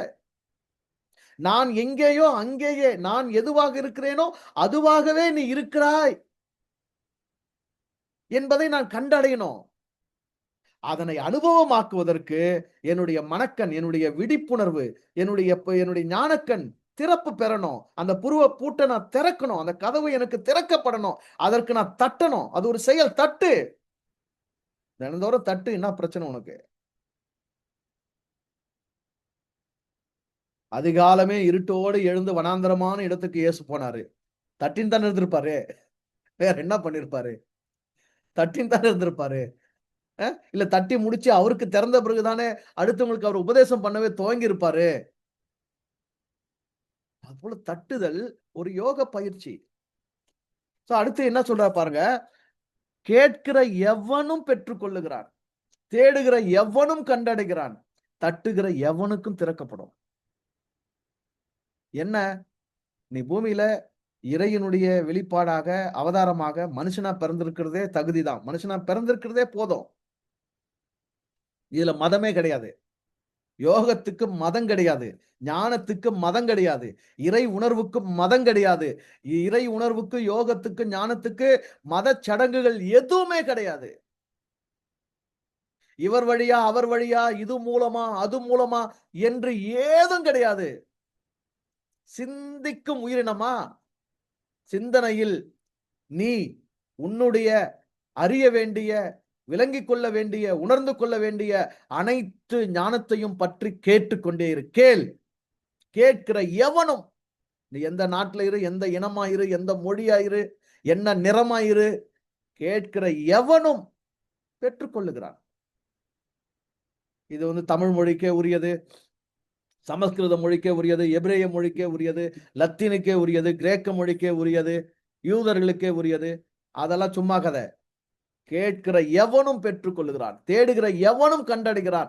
ஏனென்றால் கேட்கிற எவனும் என்றால் அந்த எவன் கேட்பதற்கு இருக்கிறான் என்றாலே, அவனால் கேட்க முடிகிறது என்றாலே, அவன் இருக்கிறான் என்றாலே அவன் இறையின் வெளிப்பாடு தானே. அப்போ இறையிலிருந்து வெளிப்பட்டிருக்கிற அவன் அந்த இறை மூலத்தையும் அந்த இறையின் பிற வெளிப்பாடுகளை பற்றியும் அறிந்து கொள்வதற்கான தகுதியோடு தானே அவன் இருக்கிறான். இதுக்கு நடுவில் அவனுக்கு ஞானசனம் கொடுக்கணுமா என்ன? பூணூல் போடணுமா என்ன? மாட்டுக்கறி தின்னாம இருக்கணுமா என்ன? பன்றிக்கறி தின்னாம இருக்கணுமா இல்ல? இதை மாத்தணும், அதை மாத்தணும், உட மாத்தணும், ஏதாவது சடங்குகள் செஞ்சு அதுக்கு எதனா தனியா தகுதியானுமா என்ன? உன்னுள் உள்ளதை தேடி கண்டடைந்து உணர்ந்து அனுபவிப்பதற்கு நீ வெளியே என்ன புறச்சடங்குகள் செய்ய வேண்டும்?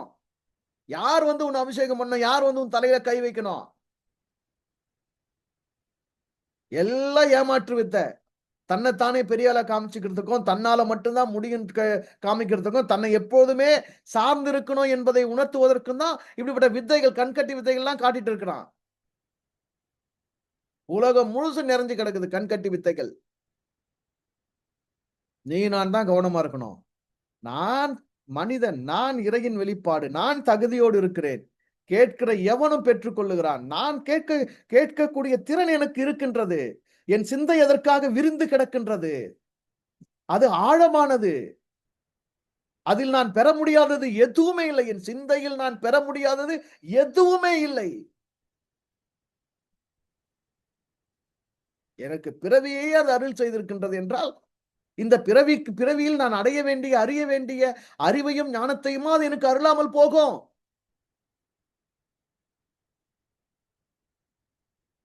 கேட்கிற கிறிஸ்தவர்கள் எல்லாம் பெற்றுக்கொள்கிறார்கள். கேட்கிற விசுவாசிகள் எல்லாம் பெற்றுக்கொள்கிறார்கள். தேடுகிற கிறிஸ்தவ ஊழியர்கள் எல்லாம் கண்டடைகிறார்கள். தேடுகிற அப்போஸ்தலர்கள், தீர்க்கதரிசிகள் எல்லாம் கண்டடைகிறார்கள். நோ, கேட்கிற எவனும், whoever ask, யாரெல்லாம் கேட்கிறாங்களோ, யாரெல்லாம் தேடுறாங்களோ, யாரெல்லாம் தட்டுறாங்களோ, அத்தனை பேருக்கும் கொடுக்கப்படும், கண்டடைவாங்க, திறக்கப்படும். இது இயற்கையின் பொது நியதி. அவ்வளவுதான். ஜெனரல் லா, நேச்சுரல் லா. இத எந்த மதத்துக்கும் உட்படுத்த முடியாது. அதனால்தான் இறை உணர்ந்த, ஞானம் அடைந்த, யோகம் அடைந்த எவரும் எந்த மதத்தையும் சார்ந்தவர் இல்லை. எந்த மதத்தையும் சார்ந்தவர் இல்லை. ஏன்னா அவங்க எந்த மதமும் இல்லாம, எந்த வேதமும் இல்லாம நேரடியா மனிதருக்கு இந்த உண்மையை உணர்த்த முடியும். அவங்க மூலத்தை அவங்களுக்குள்ளவே கண்டடைய அவங்களுக்கு உதவ முடியும். இயேசு யூத மதத்தை சார்ந்தவர் அல்ல. இயேசு யூத மத வேதத்தை கடைபிடித்தவர் இல்ல. இயேசு நியாயப்பிரமாணத்தை கைக்கொண்டு ஒழுகி வாழ்ந்தவர் அல்ல. அவர் மனிதத்தில் சிறந்தவர், ஞானம் அடைந்தவர், மெய்ஞானம் அடைந்தவர், மெய்யுணர்வு பெற்றவர். உடம்பார் அழியின் உயிரார் அழிவர். இப்ப உடம்பு அழிவதற்கு முன்னாடி, உயிர் பிரிவதற்கு முன்னாடி திடம்பட மெய்ஞானம் சேர்ந்தவர் அவர். திடமான மெய்ஞானத்தை அந்த 33 வயதுக்குள்ளாக அடைந்தவர். அதுக்கப்புறம் நீ உடம்பு என்னன்னா பண்ணிக்கடா, எந்த சிக்கலும் கிடையாதுடா. எனக்கு இந்த உடம்பு எடுத்து நான் எதுக்கு வந்தனோ அந்த ஞானத்தை நான் பெற்றுட்டேன். அந்த யோகத்தை நான் அடைஞ்சு அனுபவிச்சு கொண்டாடிட்டு இருக்கிறேன். இனி எனக்கு தேடுதல் இல்ல, கேள்விகள் இல்ல. நான் இனி இனி தட்டி கொண்டிருக்க வேண்டிய இல்ல. அதனால எனக்கு உடம்பு அவசியம் இல்லை. இதுக்கு மேல அந்த உடம்பை எடுத்துக்கோ, என்ன பண்றீங்க பண்ணிக்கோ, எங்க குத்துறியோ குத்திக்கோ, எவ்வளவு ரத்தத்தை வெளியேத்துறியோ ஏத்திக்கோ, எங்க ஆணி அடிக்கிறியோ அடிச்சுக்கோ, முள்ளு பிடிச்சி அழுத்துறியோ அழுத்திக்கோ, இன்னும் ஈட்டி வச்சு குத்துறியா குத்திக்கோ, என்னன்னா பண்ணிக்கடா. அதனாலதான் சொல்ல முடியுது, உடம்பை மட்டும் கொல்ல வல்லவர்களுக்கு பயப்படாத. எப்போ அந்த உடம்பை வச்சு என்ன உபயோகப்படுத்தணுமோ அந்த உடம்பை வச்சு என்ன தட்டி, என்னத்தை விழிப்புணர்வு பெற செஞ்சு, என்னத்தை அனுபவமாக்கணுமோ அதை ஆக்கின பிறகு உடம்பை கொடுத்துரு. ஈகம் செஞ்சிரு, எடுத்துக்கடா, டேக் இட். ஏன்னா வேலை முடிஞ்சிருச்சு, போதுமா இந்த செஞ்சுக்கிட்டேன், அதனால நீ எடுத்துக்கோன்னு கொடுத்துரு. ஆனா அது வரைக்கும் உடம்ப காப்பாத்தணும், உடம்ப ஒப்படைக்க கூடாது, உடம்ப சேதப்படுத்த கூடாது, உடம்ப அடுத்தவன் சின்ன பின்னமாக்க விடக்கூடாது. ஏன் நீயே கூட அது வரைக்கும் உடம்ப கெடுக்க கூடாது. ஏன்னா நடக்க வேண்டிய வேலை நடந்துடணும், கிடைக்க வேண்டிய காரியம் கிடைச்சிடணும். அது வரைக்கும் உடம்ப பத்திரமா வச்சு அதனை கொண்டு என்னென்ன அடையணுமோ அதெல்லாம் அதை அனுபவிச்சுட்டு அப்புறம் கூட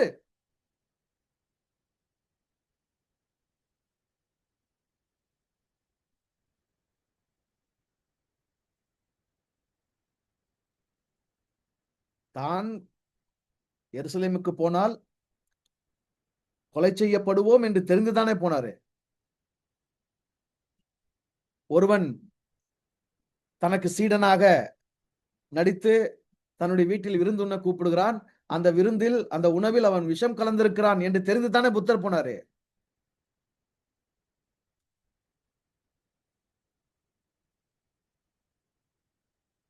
ஏன்? அதுக்கு முன்னாடியே அவங்க வேலைக்கு ஆயிட்டவங்க. வேலைக்கு ஆகாதவங்களுக்கு தான் கடைசி வரைக்கும் உடம்ப பிடிச்சி இழுத்து வச்சுக்கணும். இவங்க எல்லாம் வேலைக்கு ஆயிட்டவங்க, யோகம் அடைந்து விட்டவர்கள், மெய்யோடு கலந்து விட்டவர்கள், இறையும் நானும் வேறு வேறு அல்ல என்கிற உண்மையில் உட்புகுந்து விட்டவர்கள். ஆகவே தான் உணர்த்துறாங்க இந்த உண்மையை. கேளுங்கள், அப்போது உங்களுக்கு கொடுக்கப்படும். தேடுங்கள், கண்டடைவீர்கள்.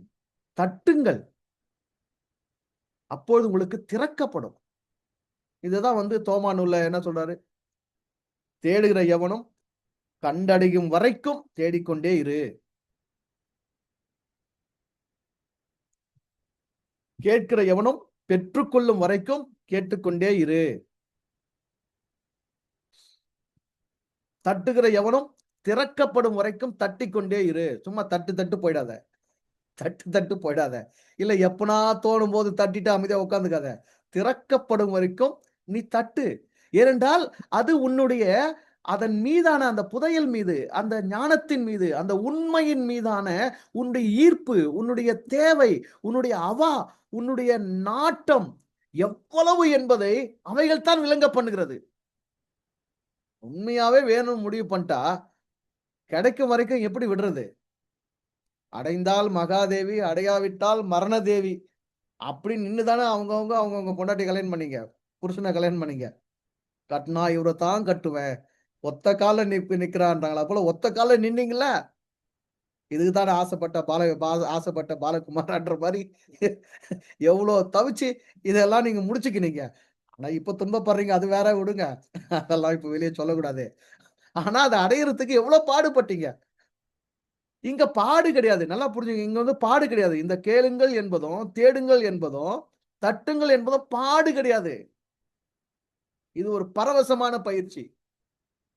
அது இயல்பாக நடக்கக்கூடியது. நீ மனித நிலையில உன் உடம்புக்கு எது பொருத்தமான உணவோ அத தின்னுட்டு, உன் உடலுக்கு கொண்டு என்ன உழைப்பு செய்ய முடியுமோ அத உழைச்சுட்டு, நீ என்ன இன்பங்கள, சுகங்கள அனுபவிக்க முடியுமோ, அதனதன உன் புலன்களுடைய திகட்டுதலுக்கு, தேவைக்கு பொருத்தமா நீ அனுபவிச்சுட்டு, இயல்பா வாழ்ந்துட்டு வந்தா, அதனுடைய 5 புலன்கள் இவ்வாறு அவிக்கப்பட்டு, சரியாக அனுபவிக்கப்பட்டு வந்தா, 6வது புலனான மனம் தன்னாலேயே அது கேட்க வேண்டியத, அது தேட வேண்டியத, அது இந்த உடம்ப கொண்டு தட்டி அடைய வேண்டியத, தன்னால இயல்பா செஞ்சுக்கும். அது பாரமும் கிடையாது, வலியும் கிடையாது, கடின முயற்சியும் கிடையாது. அதான் சொல்றேனே, கடவுள அனுபவிக்கணும்ன்றது, இறை உணரணும்ன்றது, உண்மைய அறியணும்ங்கிறது, ஞானத்தில் திகழணும்ங்கிறத, கஷ்டப்பட்டு, கடினப்பட்டு செஞ்சா, அது அதற்கானதே இல்ல.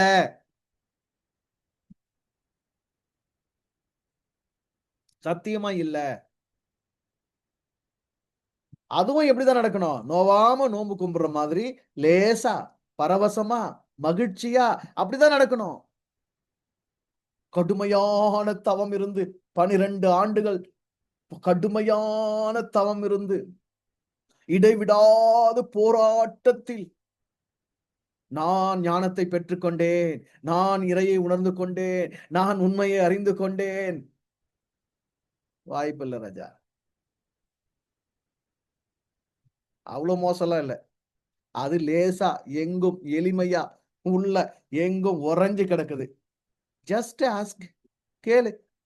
நிறைவான அறிவே, வாலறிவே, மெய்யறிவே, இறையே, என்னுள் உயிராயிருந்து, என் உடல் முழுவதும் உறைந்து, உள்ளூர பாய்ந்து, எல்லா செல்களிலும் ஊடுருவி, அனைத்து உறுப்புகளுக்கும் இயக்கம் அளித்து, வாழ்வித்துக் கொண்டிருக்கும் இறையே, இதன் ரகசியம் என்ன? இதன் உண்மை என்ன? இதன் ஞானம் என்ன? இதனைப் பற்றிய புரிதல் என்ன? எனக்கு உணர்த்து என்று அதனோடு இப்போ இப்படி யோசிங்களேன். புருஷனும் பொண்டாட்டியும் சண்டை போட்டாங்கன்னு வச்சுங்க. இல்ல புருஷன் பொண்டாட்டி கோவமா இருக்கிறாங்கன்னு வச்சுக்க. இல்ல புருஷன் பொண்டாட்டி ஒருத்தர் மதிக்கலன்னு வச்சுக்க. அந்த வீட்ல தான், "ஏய் இத குட்றி, அத செய்டி" அப்படின்னு எத கேட்பதும் ஒரு அதிகாரமாவும், ஒரு மிரட்டலாவும், இல்ல வந்து ஒரு கடுமையாகவும், இல்ல கேட்கறதுக்கு வந்து மனசளவுல பெரிய முயற்சி பண்ணி, அதுக்கப்புறம் அத இப்போ பெரிய வார்த்தைகளால கேட்டு வாங்குறது, இந்த மாரி இருக்கும். சரியா? ஆனா அதே புருஷன் பொண்டாட்டி நல்ல அன்போடு, உறவோடு, உரசி, அ உடலுறவு கொண்டு, அவங்க ஒருத்தர் திருப்திப்படுத்தி, பரஸ்பரமா அன்பா இருந்து, அவங்க வாழ்ந்துட்டு, ஒழுகிட்டு இருக்கும்போது, அந்த அந்த அப்போ ஒருத்தருக்கு ஒருத்தர், ஒருத்தர்ட்ட ஒண்ணு கேட்டுக்கிறது. இது தேவைன்னு கேட்கறது. இத குடுன்னு கேட்கறது. எப்படி இருக்கும்? அது எப்படி இருக்கும்? எவ்வளோ மென்மையா இருக்கும், மிருதுவா இருக்கும். வார்த்தையே தேவைப்படாது. கண் அசைவுல கிடைக்கும். இல்ல மனசுல நெனச்சாலும் கிடைக்கும். ஆ அந்த தேவை உள்வாங்கப்படல. அப்போ இறை உன்னுடைய உயிராக, உன்னுடைய உறவாக, உன்னுடைய உரிமையாக, உன்னுள் நீயாக உறைந்து கிடக்கிறது என்னும் என்னும் உணர்வு உனக்கு இருந்தா, அந்த உணர்விலிருந்து சிந்தை எழும்போது, அந்த சிந்தை எப்படி கேட்கும்? அப்படியே முழங்கால் படியிட்டு, 2 கைகளையும் வானத்துக்கு நேராக உயர்த்தி, பாடுகளோடு, வேதனைகளோடு, கண்ணீரோடு, பரமபிதாவே, என்னுள் எந்த இடத்தில் நீ சிங்காசனம் போட்டு அமைத்திருக்கிறீர்? எங்கே இருக்கிறீர்? கண்ணில் இருக்கிறீரா? காதில் இருக்கிறீரா? மூக்கில் இருக்கிறீரா? வாயில் இருக்கிறீரா? இதயத்தில் இருக்கிறீரா? நுரையீரலில் இருக்கிறீரா? வெளிப்படுத்தும் ஆண்டவரே! வெளிப்படுத்தும் ஆண்டவரே! அப்படின்னா போரான்னு இருப்பாங்க.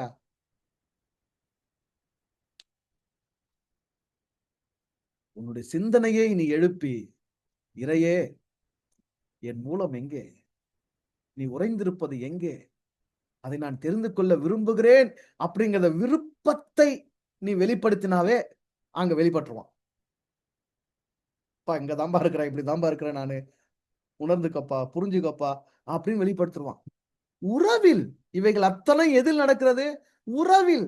உறவிலிருந்து கேள், உறவிலிருந்து தேடு, உறவிலிருந்து தட்டு. உடலை நேசித்து இந்த உடல் வெறும் இந்த உலகத்து இயற்கை படைப்புகளான இந்த பொருட்களை, இந்த பண்டங்களை நுகர்ந்து அனுபவிப்பதற்கு மட்டும் படைக்கப்பட்ட ஒரு சாதனம், ஒரு கருவி அல்ல. இந்த உடல் என்னும் இந்த கருவி இருக்குல்ல, அதனால தான் பாருங்க நம்ப ஆளு தமிழ் மொழியில உயிரெழுத்து, மெய்யெழுத்து, உயிர்மெய் எழுத்து, ஆயுத எழுத்து. ப்பா! என்ன ஞானம்ப்பா! உயிர் உயிரை உணர்வதற்கு உயிர் எழுத்து.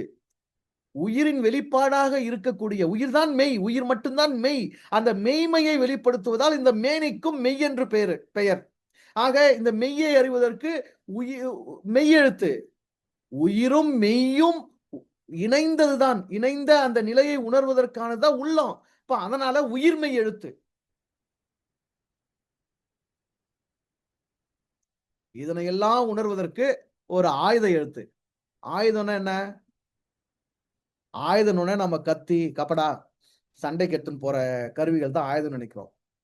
பயன்பாட்டு கருவிகள் அத்தனைக்கு பேரும் கருவி. ஆயுதம் என்றால் கருவி. இந்த உடல் ஒரு உன்னதமான கருவி. இது ஒரு சாதனம். எதற்கான கருவி?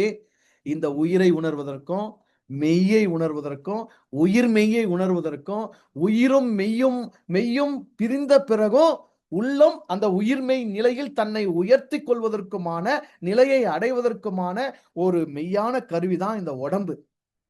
ஆக இந்த உடம்பு மேல நேசம் கொண்டு, இந்த உடம்பு மேல அக்கறை கொண்டு, இந்த உடம்புல அன்பு கொண்டு, இதனுடைய மேன்மை உணர்ந்து, வெறும் வாய் வழியா தின்றதுக்கும், மூக்கு வழியா காத்த சுவாசிக்கிறதுக்கும், கண் வழியா காட்சிகள பார்க்கறதுக்கும், காது வழியா ஓசைகள கேட்கறதுக்கும், முழு உடலை கொண்டு இனப்பெருக்கத்துக்கான உடல் உறவு இன்பங்கள கொண்டாடுவதற்கு மட்டுமான உடம்பு இல்ல. இது அதனையும் கடந்து மேலான ஞானத்தையும், மெய் உணர்வையும், இறை அறிவையும், இறை உணர்வில் நான் திளைப்பதற்கும், திகழ்வதற்கும் கூட இதுதான் கருவி என்பதை உணர்ந்து, அதற்கான விழிப்புணர்வை பெறுவதற்கு நான் உன்னை பயன்படுத்துகிறேன் என்று மென்மையாக, மிருதுவாக இதை பயன்படுத்தி நீ தட்டினேனா டப்புன்னு திறக்க போகுது. தட்டினா திறந்துக்கும். தட்டினா திறந்துக்கும். புருவ பூட்டு திறந்துக்கும். முழு விழிப்புணர்வு. முழு விழிப்புணர்வு. உன்னுள் உள்ளவைகள் உன்னால் காணப்படும். உன் அகத்தை காண முடியும். உன் அகத்தில் இருப்பவைகளை உணர்ந்து கொள்ள முடியும். இறையினுடைய இருப்பை உணர்ந்து கொள்ள முடியும். அவனுடைய இயக்கத்தை உணர்ந்து கொள்ள முடியும். அந்த இன்பத்தில் திளைக்க முடியும். ஆனந்தமயம், அமைதிமயம், அனைத்தும் வெளியாகும். அந்த ஞானத்துக்கு தான் இங்க கூப்பிடுறாரு. அந்த ஞானத்த கூப்பிடுறாரு. அத பற்றி தான் முன்னாடி சொல்றாரு. இப்படிப்பட்ட மேன்மையானவைகள, புனிதமானவைகள நாய்களுக்கு முன்னாடி போடாத. அதுங்க எப்பவுமே மோந்துன்னு தின்றதிலேயே மோந்துன்னு இருக்கும். அத தவிர அதுங்களுக்கு எதுவும் தெரியாது. பன்றிக்கு முன்னாடி அந்த முத்த போடாத. அதனுடைய அரும அதுங்களுக்கு தெரியாது. பீறி போட்டுரும். அப்ப யார் இதை கேட்கிறார்களோ கேளுங்கள். கேட்கிற எவனுக்கும் தன்னால கிடைக்கும். அது ஏற்பாடு செய்யப்பட்டிருக்கின்றது. அது அவங்களுக்குள்ள தான் இருக்கிறது. ஆகவே கேளுங்கள், அப்பொழுது உங்களுக்கு கொடுக்கப்படும். தட்டுங்கள், அப்பொழுது திறக்கப்படும். தேடுங்கள், அப்பொழுது நீங்கள் கண்டடைவீர்கள். ஏனென்றால் கேட்கிற எவனும் பெற்றுக்கொள்ளுகிறான், தேடுகிற எவனும் கண்டடைகிறான், தட்டுகிற எவனுக்கும் திறக்கப்படும். அடுத்த வாக்கியம் பாருங்க. உங்களில் எந்த மனுஷன் ஆனாலும் தன்னிடத்தில் அப்பத்தை கேட்கிற தன் மகனுக்கு கல்லை கொடுப்பானா? மீனை கேட்டால் அவனுக்கு பாம்பை கொடுப்பானோ? ஆகையால் பொல்லாதவர்களாகி நீங்கள் உங்கள் பிள்ளைகளுக்கு நல்ல ஈவுகளை கொடுக்க அறிந்திருக்கும் போது பரலோகத்தில் இருக்கிற உங்கள் பிதா தம்மிடத்தில் வேண்டிக் கொள்ளுகிறவர்களுக்கு நன்மையானவைகளை கொடுப்பது அதிக நிச்சயம் அல்லவா? என்னய்யா அது? கடைசில பொல்லாதவர்களாகி நீங்கள்ட்டாரு. நீங்கள் இறைவனுடைய பிள்ளைகள், என் பிதா உங்கள் பிதா இறை உங்களுடைய பரமபிதா, நீங்கள் பரமபிதாவின் பிள்ளைகள், உங்கள் பிதா உங்கள் தேவைகளை முன்னமே அறிந்திருக்கிறார். ஊன்னு இப்படி சொல்லிட்டு வந்தவரு பொல்லாதவர்கள்ன்ட்டாரு கடைசியில. ஏன் இப்படி சொல்லிட்டாரு பொல்லாதவர்கள்? என்ன சொல்றாரு பாருங்க. உங்களில் எவனாகிலும் எவனாகிலும் தன்னிடத்தில் அப்பத்தை கேட்கிற தன் மகனுக்கு கல்லை கொடுப்பானோ, மீனை கேட்கும் பிள்ளைக்கு பாம்பை கொடுப்பானோ, பொல்லாதவர்களாகி நீங்கள் உங்கள் பிள்ளைகளுக்கு நல்ல ஈவுகளை கொடுக்க அறிந்திருக்கும் போது உங்கள் பரமபிதா தம்மிடத்தில் கேட்பவர்களுக்கு நன்மையானவைகளை கொடுப்பது அதிக நிச்சயம் அல்லவா? இங்க ஏன் மனிதர்களை பொல்லாதவர்கள் ஏச்சு சொன்னாரு? பொல்லாதவர்கள் சொன்னதோடு மட்டும் இல்ல, அடுத்து என்ன சொல்றாரு? உங்கள் பரமபிதான்றாரு. அப்ப இந்த பொல்லாதவங்களை பெத்தது யார் தான்? பரமபிதா தான். அப்ப என்ன வேறுபாடு? என்ன உணர்த்துறாரு? ஆங்கிலத்துல இந்த ஈவில்னு குறிப்பிடுறாங்க. தீயவர்கள். பொதுவா நன்மை தீமைன்னு சொல்றோம் இல்லையா? நன்மையின் ஒடுக்கம் தீமை. முழுமையின் ஒடுக்கம் குறைவு, நிறைவின் ஒடுக்கம் குறைவு. அப்ப என்ன சொல்ல வர்றாருன்னா, இந்த பொல்லாதவர்கள்ன்றது கேடு கெட்டவர்கள், பாவிகள், அசுத்தமானவர்கள், தீட்டானவர்கள், கடவுளுக்கு தூரமானவர்கள், இல்ல கெட்டு போனவர்கள் அப்படி பொருள் கிடையாது. பொல்லாதவர்களாகி நீங்கள் உங்கள் பிள்ளைகளுக்கு அப்படின்றார் இல்லையா? மனிதர்கள் தங்களை தகப்பனாக, பெற்றவனாக, ஆஸ் எ ஃபாதர், சரியா? பேரண்ட் மனநிலை இருக்கு இல்லையா? அந்த தகப்பன் மனநிலை, தகப்பனாக உணர்கிறார்கள். அந்த செயலில் இருக்கின்றார்கள். அந்த உறவில் பந்தப்பட்டு வாழுகின்றார்கள். ஆனா அந்த நிலை உண்மையானது இல்ல. அது ஒரு மாயை. அது ஒரு குறைவுபட்ட நிலை. ஏனென்றால் உங்கள் பரமபிதா, யாருக்கான பரமபிதா இவரு? பொல்லாதவர்களாகிய தகப்பன்களுக்கு மட்டுமா? இல்ல அவங்களிடத்துல கேட்கிற பிள்ளைகளுக்குமா? எல்லாருக்குமான பரமபிதா, முழுமையான பிதா, முதன்மையான பிதா. எப்படிப்பட்ட பரமபிதா? என்ன நினைச்சது அவன், என்ன வடிவமைச்சது அவன், என்ன டிசைன் பண்ணது அவன், என்ன நிர்மாணிச்சது அவன், என்ன தீர்மானிச்சது அவன், என்ன படைச்சது அவன், என்ன பெற்றது அவன், எனக்கு மூலமானவன் அவன், எனக்கு உயிரானவன் அவன், உடலானவன் அவன், உள்ளமானவன் அவன், எனக்கு காலத்தை குறிச்சவன் அவன், நான் இப்ப இந்த என்ன இருப்புல இங்க இருக்கணும்னு என்ன வெளிப்படுத்தணும் அவன், என்னுடைய முழுமை அவன். அப்ப என்னன்னா, ஒரே ஒரு ஒரிஜினல் ஃபாதர், ஒரே ஒரு நேரடியான உண்மையான பரம தந்தை, அந்த பரம தந்தை ஆகிய இறை மட்டும்தான். ஆனா எனக்கு அருளப்பட்டு இருப்பதோ மாயை. அப்பா கேரக்டர் வந்து ஒரு மாயை, ஒரு டெம்பரவரி. அப்பா அம்மாங்கிறது ஒரு ஒரு தற்காலிகமான நிலையில். அப்ப என்னுடைய அந்த பேரண்டிங் ரோல் இருக்கு இல்லையா? என்னுடைய பெற்றோர் துவம் என்னும் அந்த அந்த அந்த அந்த அந்த ஒரு நிலை இருக்கு இல்லையா? அந்த நிலை ஒரு குறைவுபட்ட நிலை.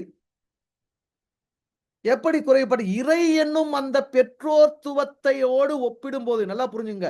இறை என்னும் அந்த மூலத்தோடு, அந்த பெற்றோர்த்துவத்தோடு, அந்த தகப்பன் துவத்தோடு என்னை ஒப்பிடும்போது நான் குறைவுபட்டவன்.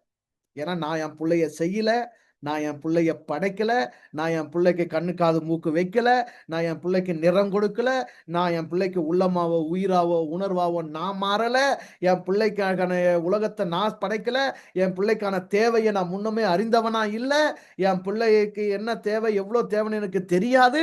ஆக என்னுடைய பெற்றோர்த்துவம் குறைவுபட்டது. இறை என்னும் அந்த மூலத்தினுடைய பெற்றோர்த்துவம் முழுமைப்பட்டது, நிறைவானது. அததான் இங்க உணர்த்துறாரு.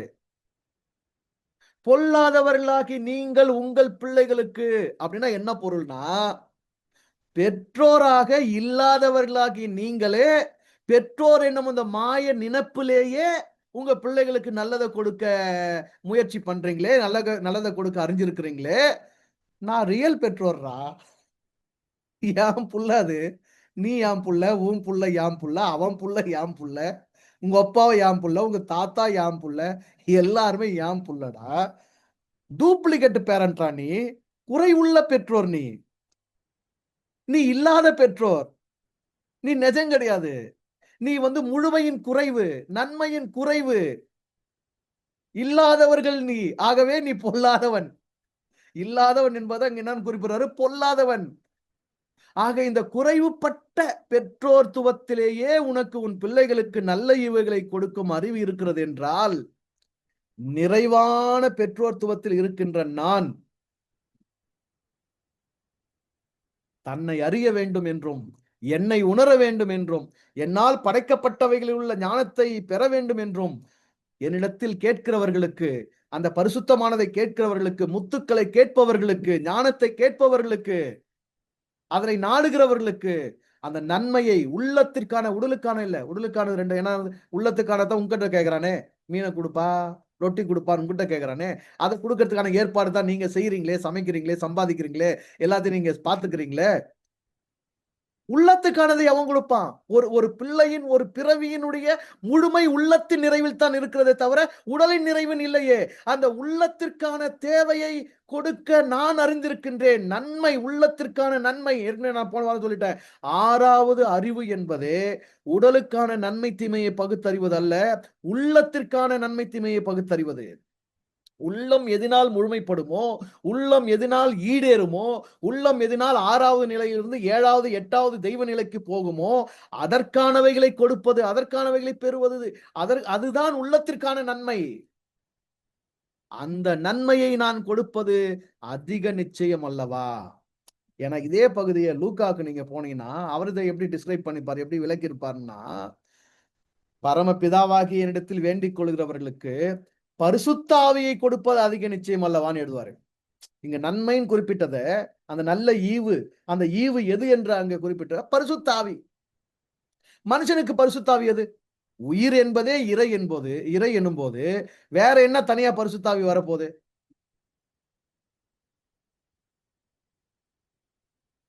வாழ வெளிப்பட்டிருக்கிற மனிதர்கள் உள்ளத்தால் மனம் கொண்டு இங்கு வாழ்கிறார்கள்.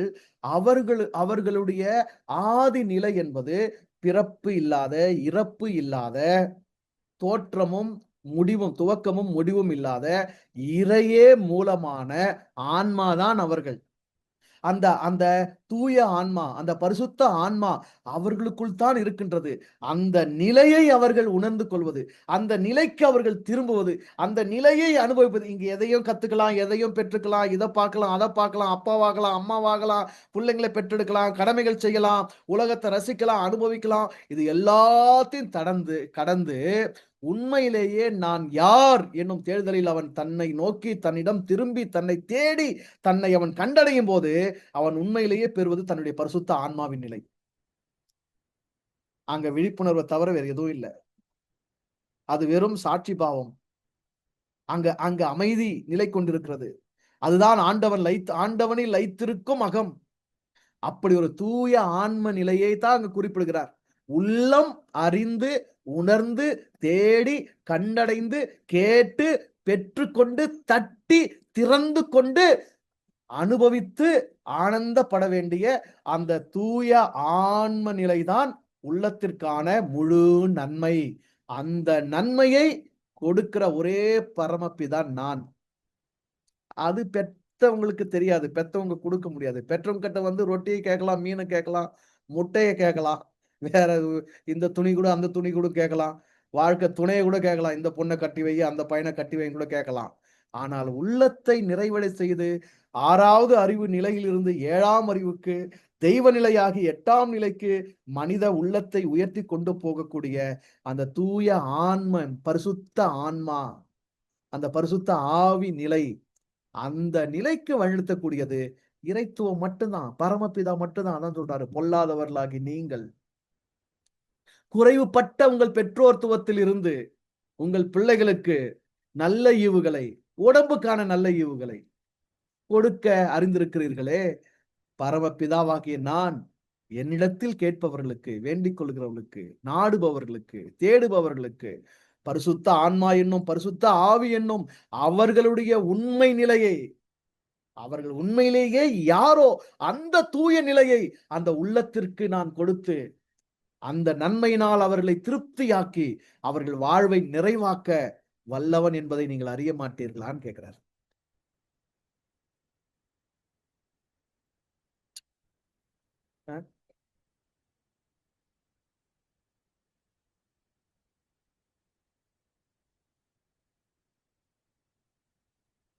இறையின் உள்ளம் முதன்மையான முழுமையான பெற்றோரின் உள்ளம். பெற்றோரின் உள்ளம் என்று கூட அதை குறிப்பிடக்கூடாது, ஈன்றவனின் உள்ளம். அந்த அன்பு, அந்த கருணை, அந்த பாசத்தை எதற்கு ஒப்பிடலாம் அப்படின்னா, ஒரு தாய் பசு ஒரு கன்றை ஈன்றெடுத்து விட்டு அந்த கன்றின் மீது படிந்திருக்கின்ற அந்த வழலையாக இருக்கின்ற அந்த அந்த அந்த அந்த கன்றை மூடி இருக்கின்ற அந்த வழலை, அந்த என்ன சொல்றது, லேயரா இருக்கும், அது அதெல்லாம் அந்த கன்றை அந்த அந்த கண்ணுக்குட்டியை மூடி இருக்கும். அதனை அந்த பசு நக்கும். இதனை வாத்சல்யம் அப்படின்னு குறிப்பிடுவாங்க. ஒரு மேன்மையான பாசத்துக்கான அடையாளமா அதை சொல்லுவாங்க. அதுபோல இறை அவ்வளவு நிறைவாக ஒவ்வொரு தனி மனிதனிலும் அன்பு செலுத்துகின்றது. ஏனென்றால் ஒவ்வொரு தனி மனிதனுக்கும் அதுதான் ஈன்றெடுத்த ஈசனாக, ஈன்றெடுத்த இறைவனாக, ஈன்றெடுத்தவனாக, அவன்தான் உரிமையாளனாக, அவன்தான் முதன்மை உறவானவனாக இருக்கின்றான். அவன்தான் உன்னை நிறைவு செய்வதற்கான நன்மையை உனக்கு வழங்க முடியும். ஒவ்வொரு தனி மனிதனும் தன்னில் தான் நிறைவுற்று தனது அடுத்த நிலைக்கான மேன்மையுறுதலுக்கு அவன் செல்வதற்கான அருளை அந்த இறை மட்டும்தான் வழங்க முடியும். அந்த இறை ஒரு மனிதனுக்கு இதனை வழங்குவதற்கு மனித பிறவியே இறையினுடைய ஈன்றெடுப்பு என்பதினால் இறையையும் இந்த மனிதனையும் அந்த பெற்றோர்த்துவத்தில் அந்த பிள்ளை தந்தை அப்பன் மகன் என்னும் அந்த உறவில் இணைப்பதற்கு நடுவில் எதுவும் கிடையாது, எவரும் கிடையாது.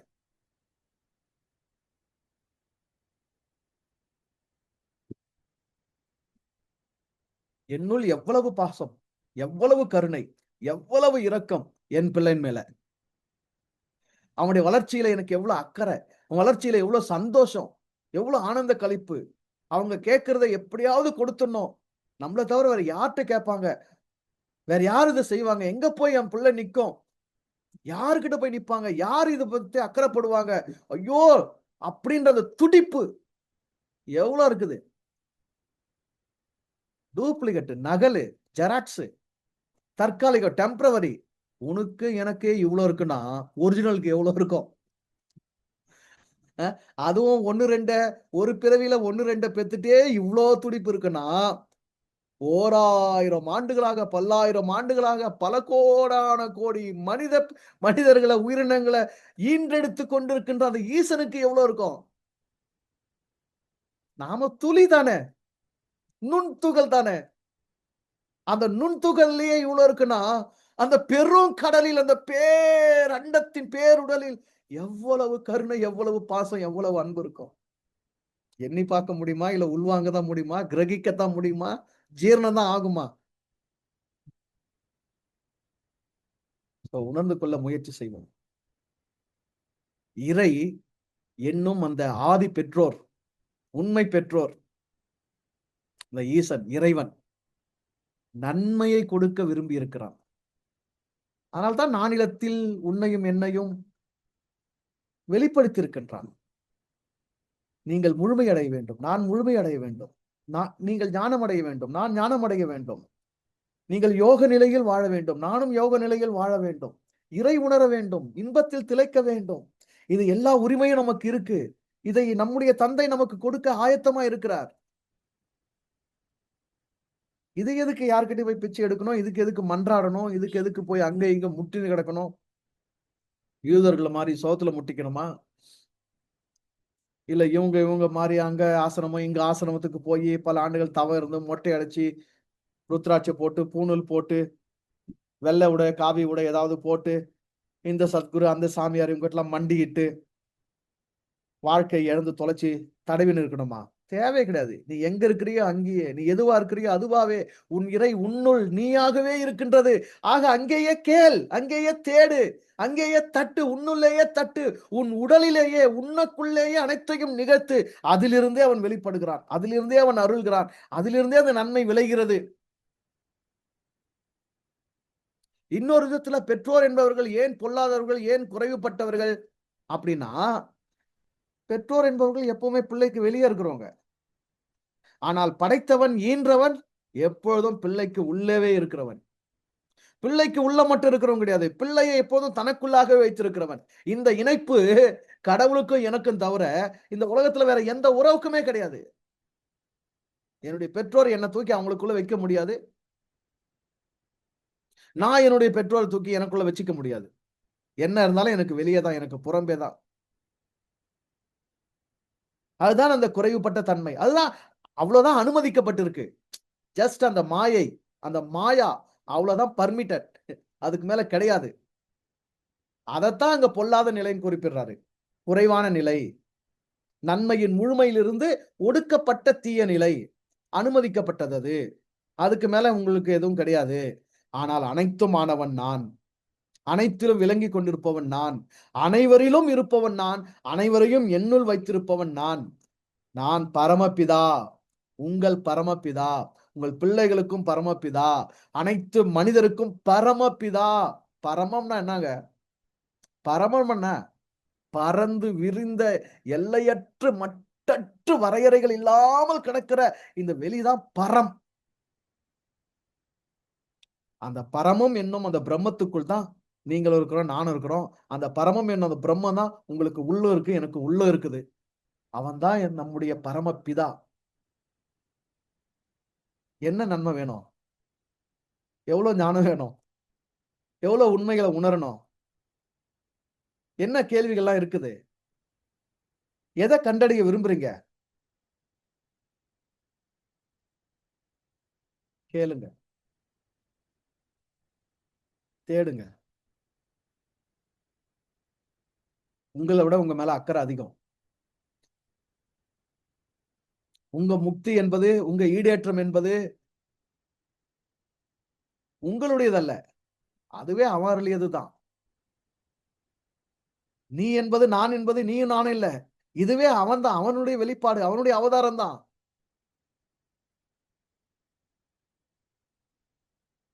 அருள்வான். நன்மைகளை அருள்வது, நன்மையானவைகளை கொடுப்பது நிச்சயம். எத்தனை பேரும் உறுதி, அத்தனை பேரும் உறுதி. நிச்சயம். Don't worry.